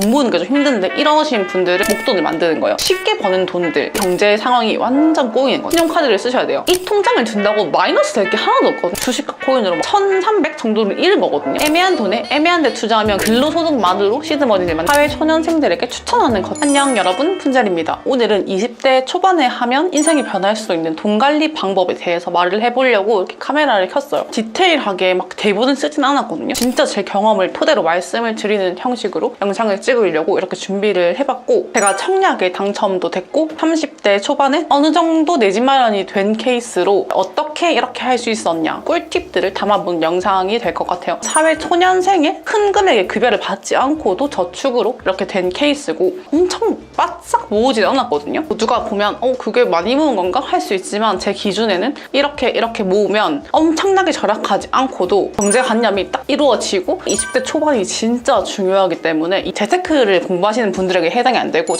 사회초년생들에게 말씀을 드리는 영상이 될 것 같아요. 저축을 안 하면 돈을 모을 수가 없거든요. 저축은 필수기 때문에 첫 번째로 저축을 급여의 70% 이상 해야 된다고 생각을 해요. 사회초년생 때는 예를 들어 200만 원의 월급을 받았다면 70%를 저금을 해야 된다고 생각을 해요. 어딘가에 입사를 했다. 입사 동시에 첫 달에 적금을 넣는 걸 굉장히 추천드리고 입사 첫 달 적금 넣는 게 진짜 중요하다고 생각해요. 입사 첫 달이니까 뭐 이거는 내가 노는데 써야지 이렇게 하면 그때부터 씀씀이가 커지면 걷잡을 수가 없거든요. 첫 달 월급을 받는 동시에 적금 통장을 만들어서 첫 월급의 70%를 바로 저축하는 걸 추천을 드리고 급여가 들어와요. 저축을 하고 남는 돈으로 생활을 하는 거죠. 현금으로만 생활을 해야 돼요. 특히 사회초년생 때는 나는 좀 돈 바로 뺄 것 같은데 적금 넣어도 바로 깰 것 같은데 이러시는 분들 있죠. 난 돈 모으는 게 좀 힘든데 이러신 분들은 복리식으로 마이너스 깎이는 적금이 있거든요. 하거든요. 저도 이걸로 먼저 시작을 했어요. 연금저축 이런 유형인데 사업비라는 걸 내요. 최소 5년 이하는 적금을 들면 해지를 하면 마이너스거든요. 오히려 내 돈이 들어간 것보다 더 마이너스인 그런 형태의 적금을 드는 걸 추천해요. 돈을 난 잘 모은다 이런 사람 절대 할 필요 없어요. 그냥 이자율 좋은 통장에 넣어두는 게 좋은데 너무 모으는 게 힘들어. 나는 약간 돈을 되게 잘 쓰는 스타일이다. 5년은 최소한 묶여 있어야 되는 그 통장에 가입하는 거죠. 그럼 내가 1년이 지났어. 1년이 지날 때마다 마이너스가 더 커지거든요. 그래서 한 2, 3년에 최고점을 찍어요. 마이너스가. 이거는 2, 3년 때 절대 뺄 수가 없는 거죠. 빼지 못하게 막아두는 통장에 계속 저축을 하는 거죠. 그러면서 목돈을 만드는 거예요. 5년이 지나다 보면 시간이 지나면 지날수록 그 통장은 이자율이 높아지거든요. 오래 갖고 있으면 이자율이 높은데 이자를 바라고 모으는 게 아니에요. 이자는 나중에 재테크할 때의 문제고 초반 시드머니는 원금만 잘 모아도 저는 90% 이상 성공이라고 생각하거든요. 처음 적금 들 때 이자율 높은 게 뭐지? 이런 걸 고민하기보다는 내 성향을 정확히 판단해야 돼요. 내 성향이 이 통장을 안 깨고 잘 유지할 수 있느냐, 장치가 없으면 바로 깰 것 같은 사람이냐, 이런 걸 잘 판단하셔서 만약에 내가 100만 원을 저축을 한다고 치면 50만 원은 언제든 깰 수 있는 좀 이자율 높은 좋은 통장에 넣고 50만 원은 해지가 안 되는 복리 형식은 적금에 넣는 거죠. 이렇게 나눠서 넣어도 되고 5년 절대 돈만 모을 거야. 중간에 어떤 일도 뺄 일이 없어. 사회초년생들은 목돈을 만드는 그 시간 동안은 돈을 뺄 일이 크게 없을 확률이 높거든요. 결혼을 한다거나 누군가 아프다거나 이런 상황이 왔을 때 돈이 필요한 건데 사회초년생에게는 급여로 돈을 저축만으로 모아야 하는 시간들이 있잖아요. 내 성향을 잘 판단해서 통장을 고르는 걸 진짜 추천드려요. 두 번째는 소비에 대한 문제거든요. 저축 잘하고 소비 잘하면 재테크나 이자 없이도 목돈 만들 수 있어요. 경제관념을 잡는 데는 저축과 소비가 진짜 중요해요. 두 번째 소비에 관한 부분인데 아까도 말했지만 첫 월급 받았을 때부터 바로 적금을 넣어야 돼요. 한 번 돈을 크게 써버리면 이 씀씀이라는 게 정말 한도 끝도 없이 늘어나거든요. 씀씀이를 줄이기는 어려운데 커지기는 엄청 쉬워요. 씀씀이 줄이는 건 진짜 생각보다 어렵거든요. 매일 택시만 타고 다니다가 어느 날은 버스를 타야 돼. 너무 어려운데 매일 버스 타다가 매일 택시 타면 너무 편하잖아요. 이런 것처럼 씀씀이라는 건 차곡차곡 늘려나가야 되는 거라서 사회초년생 때는 절대 돈을 막 쓰면 안 돼. 월급을 받으면 바로 저축을 하고 남는 현금으로 생활을 하는 거예요. 저는 졸업하자마자 바로 취업을 해서 한 8년 정도 회사를 다녔거든요. 8년 정도 이 회사를 다니는 기간 동안에 저축을 꾸준히 했고 첫 달에 바로 적금을 넣었어요. 한 3개 나눠서 넣었는데 중간에 하나는 약간 비상용이어서 그냥 깼고 2개를 계속 가지고 있다가 그게 목돈으로 된 케이스거든요. 내가 좀 불안하다 하면 통장을 나눠서 넣는 것도 추천드려요. 급할 때 하나만 없애면 되니까 한 방에 몰빵해서 넣지 말고 다 다른 각자의 용도에 맞게 넣어두는 거죠. 소비라는 게 자꾸 커지면 돈이 되게 쉬워지거든요. 신용도에 대해서 감각이 없어져요. 돈이 저는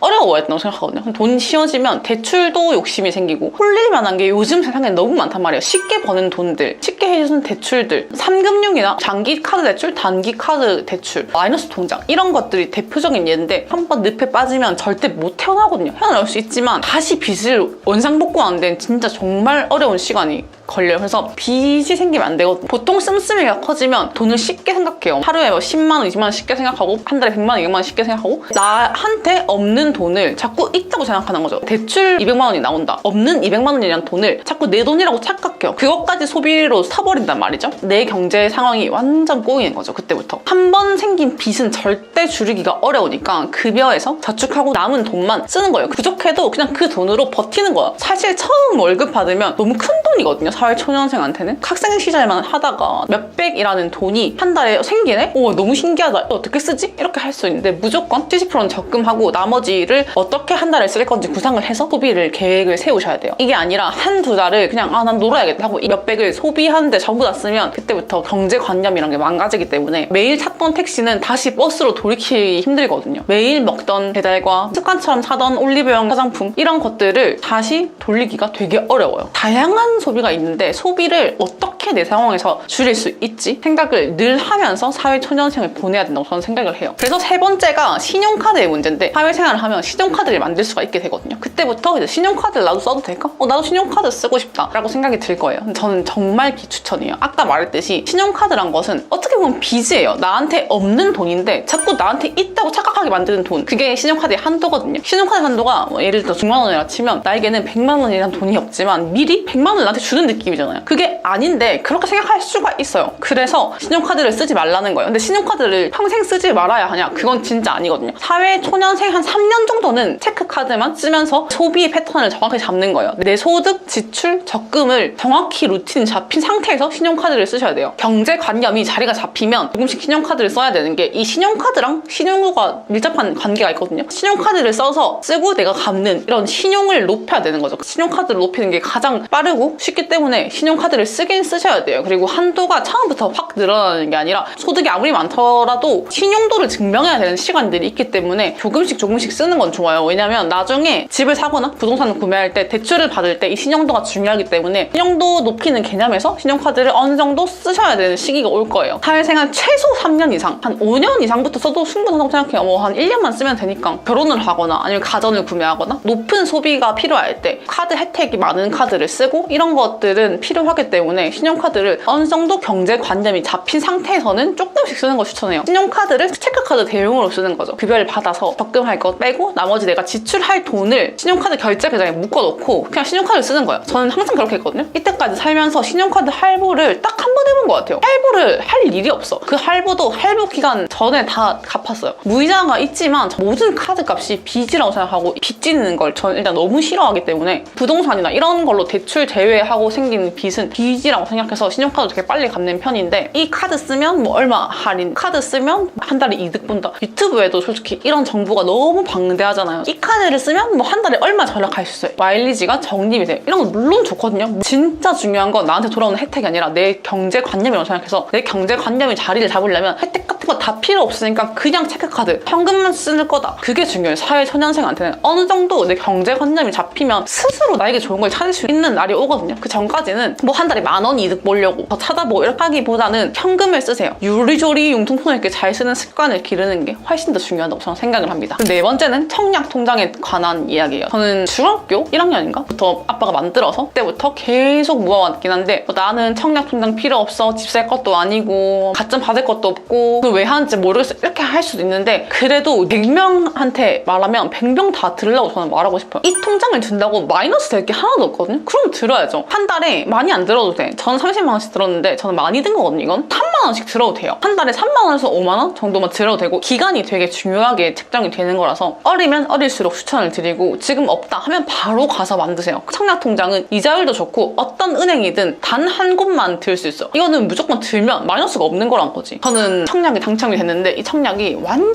랜덤으로 걸렸거든요. 이게 될까? 했는데 그냥 된 케이스예요. 아무런 가점이 필요가 없이 내 점수가 필요가 없이 뽑기로 걸린 케이스라서 이렇게 걸릴 수도 있거든요. 물론 이걸 어떻게 활용하냐는 또 개인의 문제지만 일단 그런 상황이 올 수도 있고 진짜 필요 없다 하면 이 통장을 자녀한테 물려줄 수도 있거든요. 그래서 그 시간을 한 달에 3만 원씩 내면서 버는 거예요. 안 할 이유가 없다. 더 미니멈으로 들어도 되고 통장만 봤을 때도 이자율도 높으니까 이거는 무조건 드세요. 청약이 뭐지? 혹시나 이러신 분들 나는 아예 모른다 이러신 분들 청약 돼도 뭐 로또 아니라던데? 이렇게 들으신 분들은 그냥 생각하지 말고 그냥 일단 들러가세요. 추후에 저를 고마워하실 거예요. 5번째는 재테크에 관한 문제거든요. 사회 초년생이잖아요. 어느 정도 시드머니가 모였을 때는 재테크를 해야 되는 게 맞다고 생각하지만 사회 초년생한테는 절대 비추예요. 저는 다행히도 저한테 타격이 없을 만큼만 해서 씁쓸한 마음을 가지고 마이너스로 뺀 것도 있고 여전히 오르길 바라는 것도 있지만 주식으로도 500만 원 정도 마이너스를 받고 근데 그건 뺐거든요. 그냥 코인 지금 마이너스 한 7, 800 정도 될 거예요. 그거 주식과 코인으로 마이너스 한 1,300 정도를 잃은 거거든요. 이 정도는 괜찮겠지라고 놔뒀던 돈들 투자해서 다행인 거지. 정말 내 시드머니였다면 이거를 복구하기 너무 어려워. 왜냐면 저도 제 월급의 몇십 프로를 저금해서 얻은 돈인데 이 돈을 한순간에 잃는다고 생각해보세요. 내 멘탈이 복구가 안 되거든. 그러면 또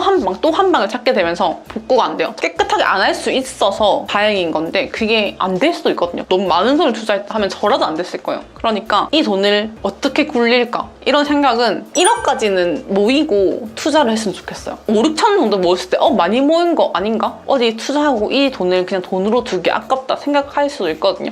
근데 조금 조금 더 모으면 좀 더 좋은 기회가 찾아와요. 제 생각은 그래요. 애매한 돈에 애매한 데 투자하면 그대로 묶여버릴 수도 있거든요. 그리고 잘못 투자하는 선택이 될 수도 있고, 뭔가 애매하다 싶을 땐 저는 조금 더 지켜보는 걸 추구하는 것 같고, 월급으로 한 5천만 원을 모을 수 있는 성향이다 한다면 저는 그 이상도 금방 모을 수 있을 것 같으니까 조금 더 시드머니를 모으는 걸 추천을 드려요. 6번째는 시드머니의 중요성이에요. 제가 자꾸 시드머니 하는데, 나한테 어느 정도 돈이 있어야 돈을 모을 수 있거든요. 계속 0원에서 시작하면 정말 돈 모으는 게 힘들어요. 왜냐면 이 돈이 오르는 속도나 이 돈이 얼만큼 있어야 더 모으고 있다는 게 눈에 보여야 잘 모인단 말이에요. 그래서 0원에서 3만 원 되기가 진짜 어려워요. 근데 1,000만 원이 되는 그 성취감을 한번 맛보고 3만 원이 벌써 모였네? 하고 2,000만 원 모이고 또 3,000만 원 모이고, 돈 모으는 재미, 통장에 돈 쌓이는 재미가 내 옷장에 명품 가방, 명품 옷, 오마카세 한번 먹는 사진, 그런 것보다 훨씬 더 희열을 준다는 걸 느낄 거예요. 계속 쌓이는 돈들을 보면서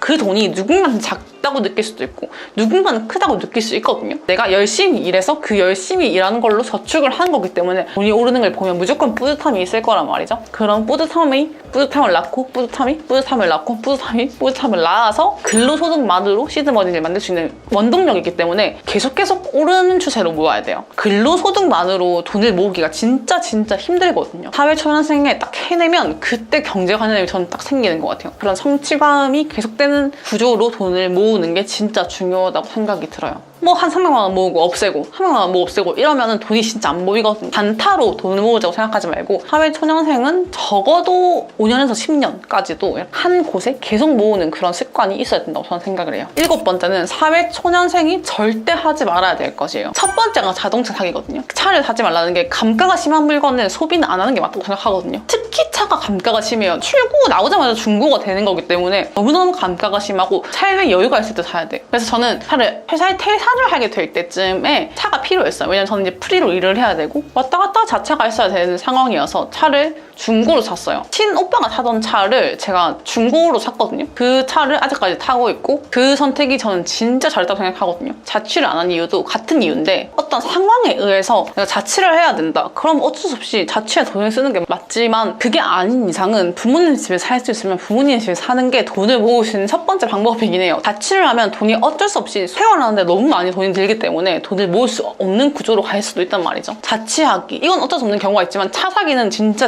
비추천이에요. 절대 하지 말고, 사회초년생인데 차량을 사실 계획이 갖고 있다, 정말 너무 필요한 경우 아니면 하지 말고 좀 기다려보라고 말씀을 하고 싶어요. 두 번째 하지 말아야 될 게 명품 사기예요. 명품 너무 사고 싶을 수 있거든요. 하나도 없으면 하나 가지고 싶을 수 있고, 명품도 똑같은 이치예요. 그냥 저렇게 감가 심하고 필요 없는 물건은 안 사는 게 맞아요. 이 필요 없던 그 필요 없다는 게 아니라 내 경제에는 필요가 없는 물건이에요. 사실상 저거는 물건은 사서 나오자마자 마이너스 되는 구조예요. 근데 뭐 리세가 붙는 것도 있지 않냐, 비싼 것도 있지 않냐 할 수 있지만, 자기가 플러스 받아서 팔 수 있어 정도의 능력이 있다, 그러면 뭐 사세요. 그런 사람들은 사고, 대다수가 그렇지 않다는 말이죠. 리셀가 붙는 품목들은 되게 비싸요. 이거를 구매하기조차 사회초년생이 힘들 뿐더러, 사회초년생이 살 수 있는 명품은 감가가 심한 정도의 금액밖에 안 되거든요, 제 생각에는. 그래서 저는 비추천을 드려요. 계속 감가 하지만 감가 심한 소모품은 구매하지 않는 게 맞다, 이렇게 생각을 하거든요. 경제적 여유가 어느 정도 생겼을 때 구매할 수 있는 품목이고, 그때 사야 더 가치가 실현되는 품목이다. 하나를 사서 하나를 모셔둘 거면 그 하나를 왜 사냐는 거죠. 그냥 내가 진짜 들고 막 할 수 있고 진짜 내 소모품을 자유롭게 이용할 수 있을 때 사야 되는 것 같아요. 세 번째는 돈 빌려주기거든요. 또 주변의 다양한 케이스를 보면서 돈을 빌려주면 돈도 잃고 사람도 잃고, 어른들이 그러잖아요. 어른들만 틀린 거 하나 없다고. 내가 만약에 좀 어릴 때 취업을 했어? 내가 현금이 있을 거잖아. 돈 빌려달라는 얘기가 있을 수 있거든요. 적은 돈이든 큰 돈이든 가까운 사이든 먼 사이든 그냥 무조건 빌려주지 않는 게 맞다. 그리고 네 번째 사회초년생이 하지 말아야 될 건 일회성으로 없어지는 것들이에요. 예를 들면 피부과, 경락, 오마카세, 호캉스, 한 번 1회로 뭔가를 경험해서 없어지는 그런 것들 전부 다 하지 말아야 될 거예요. 이런 것들은 나중에 경제적인 성장이 있거나 나이가 좀 들었을 때 충분히 할 수 있거든요. 그때 하시면 되고, 사회초년생들은 나도 이런 데 돈 한번 써볼까? 피부과 간다는데 나도 가볼까? 피부과 갈 필요도 없는 나이에 솔직히. 지금도 피부과 자주 안 가지만 그때는 아예 안 갔거든요. 지금도 거의 안 가요. 레이저 데모하거나 이런 것만 하지 피부과를 가는 만큼 되게 얇아지고 약해지거든요. 나이가 들었을 때 땡기고 올리고 해도 충분하다고 생각해서 지금 유지가 되고 있을 때만큼은 유지를 시키자. 돈도 줄이고 내 피부도 지키는 길이죠. 그래서 피부과 비추천이고, 경락 이런 거는 지금 제 나이 정도의 뭐 자세나 내 건강 균형에 맞추기 위해서는 추천을 해요. 그래서 사회초년생들한테 필요 없다. 경락 마사지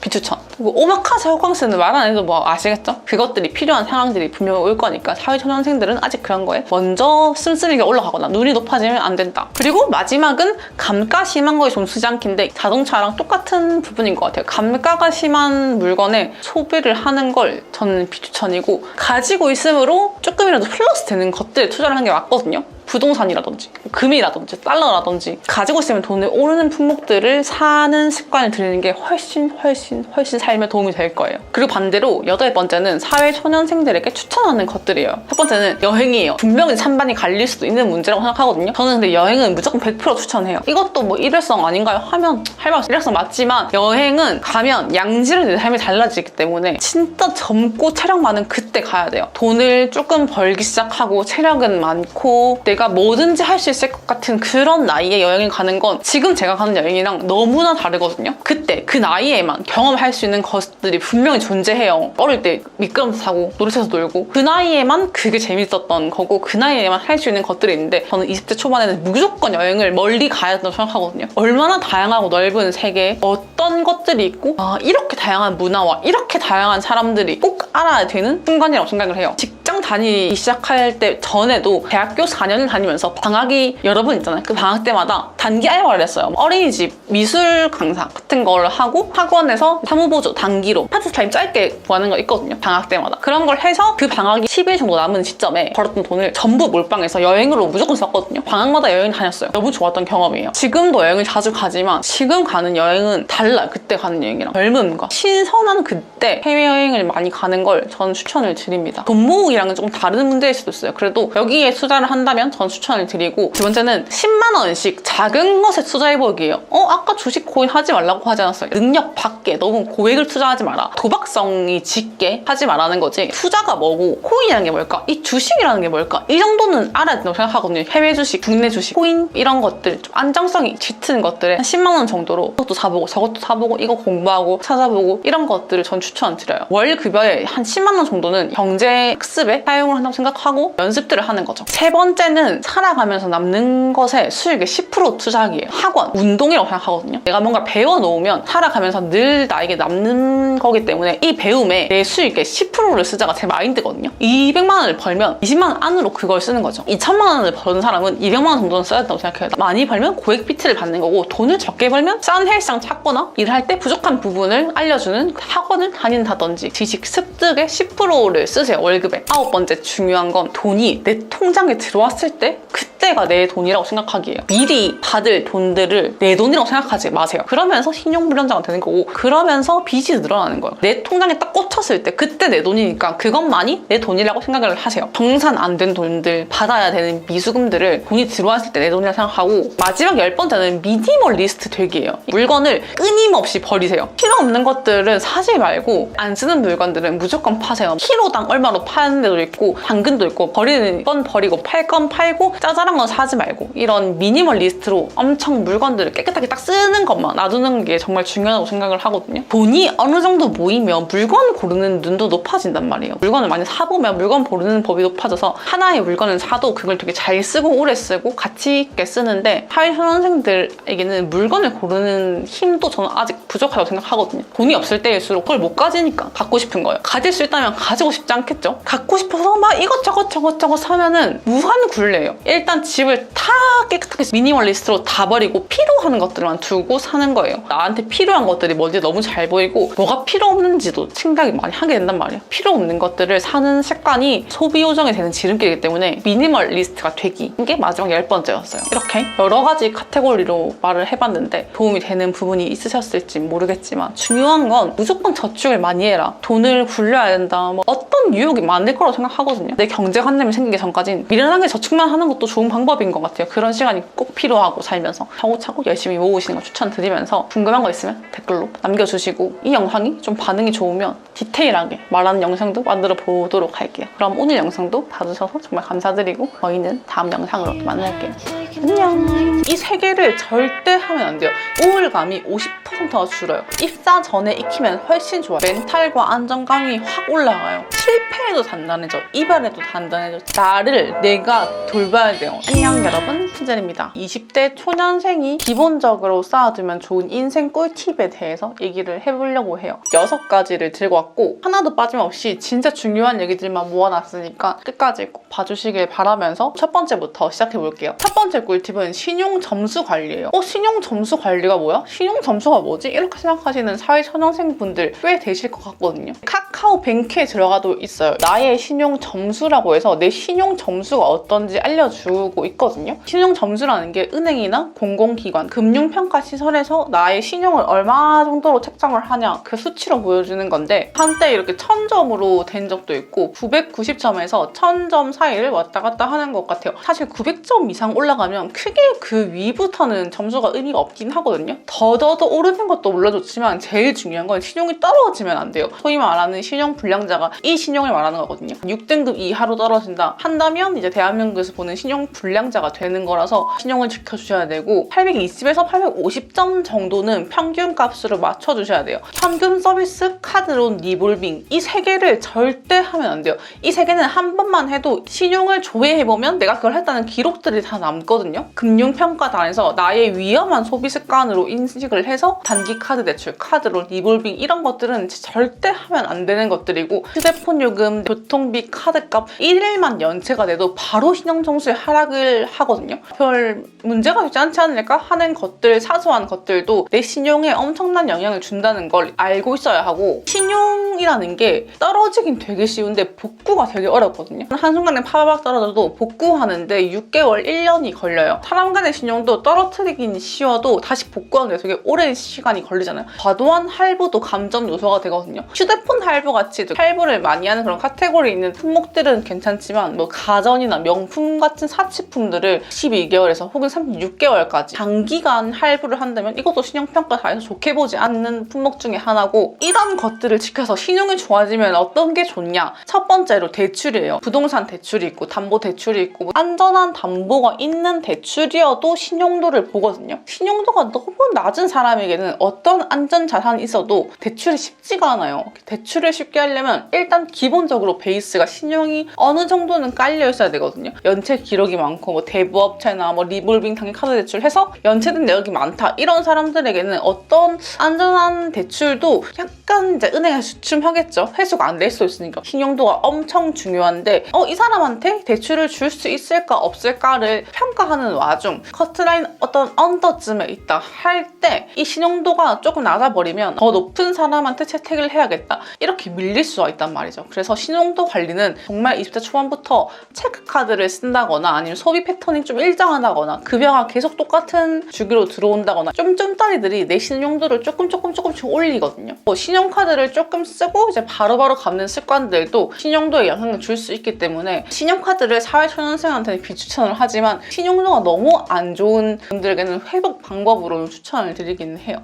대신 소액. 이 신용도라는 게 누구에게나 일정한 값이 기본적으로 주어지는 거라서 안일하게 생각하시는 사회초년생분들이 많을 거라고 생각하거든요. 절대 안일하게 생각하시지 말고 그때부터 신용도를 점점 쌓아가시길 추천을 드려요. 두 번째는 건강 루틴 만들기예요. 20대에서 30대까지 쌓아왔던 내 이 루틴이 노후 중장년의 체력을 결정하기 때문에 20대에 쌓아온 체력은 30대의 밑거름이 되거든요. 20대 때 건강 습관 루틴 만드는 게 진짜 중요한데 그래서 첫 번째는 운동 아무거나 하나 하기예요. 요즘 엄청 유행하는 러닝, PT, 수영, 요가 같은 모든 운동 중에서 나랑 좀 잘 맞는다 이런 운동을 하나라도 찾아서 하나의 운동을 꼭 하셔야 돼요. 주기적으로 일주일에 3, 4회 정도는 꼭 운동을 해주시는 루틴을 가지셔야 되고 건강관리 두 번째는 치과 스케일링 받기예요. 1년에 한두 번은 무조건 해주셔야 되거든요. 치아가 엄청나게 돈이 많이 깨지는 병원이잖아요. 치과 가면 돈이 와라락 깨지잖아요. 돈 폭탄을 맞기 싫고 이걸 놓치기 싫으면 스케일링이라도 1년에 1회에서 2회를 받는 걸 진짜 추천드려요. 스케일링 받으면 되게 개운하고 깔끔해지기도 하거든요. 그러니까 다방면으로 안 할 이유가 없는데 나라에서 지원도 해줘서 1회는 2만 원인가? 저렴하게 할 수 있으니까 1회에서 2회는 꼭 받으시길 추천드리고, 세 번째는 수면 관리예요. 수면은 다이어트에도 밀접한 연관이 있어서 잠 잘 자라고 매 영상에 말씀을 드리는 것 같은데, 수면 그리고 카페인 관리를 진짜 해주셔야 돼요. 20대 초반에 그 루틴을 잡아놔야 수면 패턴 관리를 계속 할 수 있고 잠을 잘 자는 몸으로 만들 수 있거든요. 잠만 푹 잘 자도 우울감이 50%가 줄어요. 피로도도 50%가 줄고 잠을 잘 자는 게 진짜 중요하기 때문에 수면과 카페인 관리를 20대 초반부터 꼭 해주셨으면 좋겠어요. 네 번째는 식습관 기본기 드리게요. 단백질류부터 섭취하고 야채류부터 섭취하고 이런 단백질 야채 위주의 식습관을 가지고 당류는 멀리하는 다이어트 건강 똑같이 부합하는 거라서, 다이어트란 살 빼기도 물론 있지만 내 건강을 더 좋게 만들어주는 행위거든요, 어떻게 보면. 근데 식습관의 기본기를 되게 잘 다져줘야 돼요. 진짜 아무거나 막 먹어도 괜찮았던 10대 시절을 잊어버리고 내가 뭘 먹는지, 어떤 걸 먹어야 좋은지, 내 몸에 어떤 게 좋은지를 생각하고 섭취를 하셔야 되고, 그중에서 단백질 섭취를 무조건 해주고 당류는 진짜 피해주시는 게 좋아요. 기본적인 정보들을 습득하고 공부를 하셔가지고 나에게 어떤 걸 먹이는지를 꼭 생각을 하셨으면 좋겠어요. 그리고 세 번째 꿀팁은 기본 오피스 매너 익히기예요. 어떤 회사에 입사를 하고 아니면 나 혼자 일을 할 수도 있지만 어딜 가거나 어떤 일을 하거나 꼭 필요한 이 오피스 매너라는 게 있거든요. 이 오피스 매너를 입사 전에 익히면 훨씬 좋아요. 입사 후에 당연히 자연스럽게 익히게 되겠지만, 이걸 알고 출근을 하냐 모르고 출근을 하냐가 주변 사람들이 봤을 때 나에 대한 이미지를 엄청 다르게 보일 수 있거든요. 적어도 어느 정도 오피스 매너가 된 신입 사원을 훨씬 더 좋아할 거란 말이죠. 이런 오피스 매너가 어떤 게 있냐, 엑셀, PPT 어느 정도 다룰 줄 알아야 돼요. 이거는 무조건 필수인데, 뭐 대학교에 가서 배우고 이런 거 중요한데, 엑셀 같은 경우에 내가 내 스스로 해봐야 돼요. 내가 뭔가 공부를 하고 그 컴퓨터 앞에 앉아있는 시간이 있어야 어떤 게 필요하고 어떤 기능들이 있고 이런 걸 내가 필요할 때만 찾아서 습득하고 내가 그거를 진짜 내 것으로 만드는 시간이 있어야 된다고 생각하거든요. 일을 하러 갈 예정이다 하시는 분들은 엑셀이나 PPT 같은 건 기본적인 정도의 수준으로 끌어올리고 가셔야 돼요. 말도 안 되는 질문, 정렬, 줄바꿈, GPT나 네이버 찾아서 물어보고 알 수 있지만 이미 내가 그걸 습득해서 가는 그런 자세가 전 중요하다고 생각해서 꼭 필요하다고 생각을 하는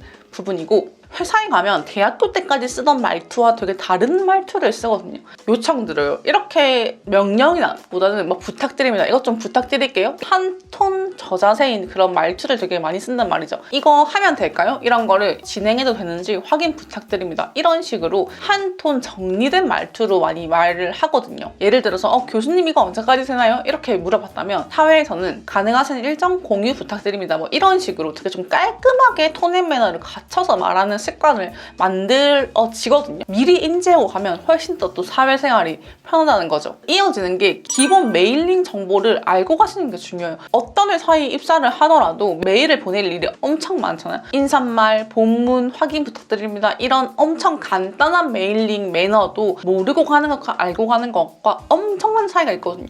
그냥 교수님한테 과제 보내는 것처럼 보내야지 이렇게 하시지 말고 메일링 매너 검색 한번 하고 GPT한테 한번 물어보고 뭐 구글의 양식 한번 보고 터득하고 가시는 거죠. 물론 회사마다 기본 틀이 있을 거예요. 기본 지켜야 되는 틀이 있겠지만 이런 매너를 지켜야 된다는 걸 인지를 하고 가냐 안 하고 가냐가 엄청나게 큰 차이이기 때문에 추천드리는 기본 양식이에요. 네 번째는 연금과 보험을 딱 필요한 만큼만 설계하기예요. 보험이 엄청나게 다양하잖아요. 어렵기도 하고 다양하기도 하고 보험을 들어야 되나 말아야 되나 이런 생각하실 수도 있지만 어릴 때부터 설계를 해놓는 게 무조건 이득이라고 생각해요. 납입하는 횟수는 일정한데 내가 어리고 건강하면 더 보험료가 싸져요. 젊을 때 일을 해서 돈을 벌어서 보험을 내는 게 나중에 나이가 들어서 내는 것보다 훨씬 더 쉬울 수가 있기 때문에 보험에 대한 인식을 초반부터 해놔야 돼요. 심장, 뇌, 암 이런 진단비 소량과 실비보험 정도는 무조건 가지고 가야 되는 보험이라고 생각해서 플랜을 잘 짜서 사회초년생 때 가입을 하는 걸 추천을 드리고, 이렇게 보험이랑 연금 같은 걸 설계를 하다 보면 사회초년생에도 경제 습관의 루틴이 생겨요. 고정 지출이 늘어나는 거기 때문에 내가 설계하고 내가 돈을 내고 그 루틴이 반복되면서 내 경제 습관도 잡힐 수 있어서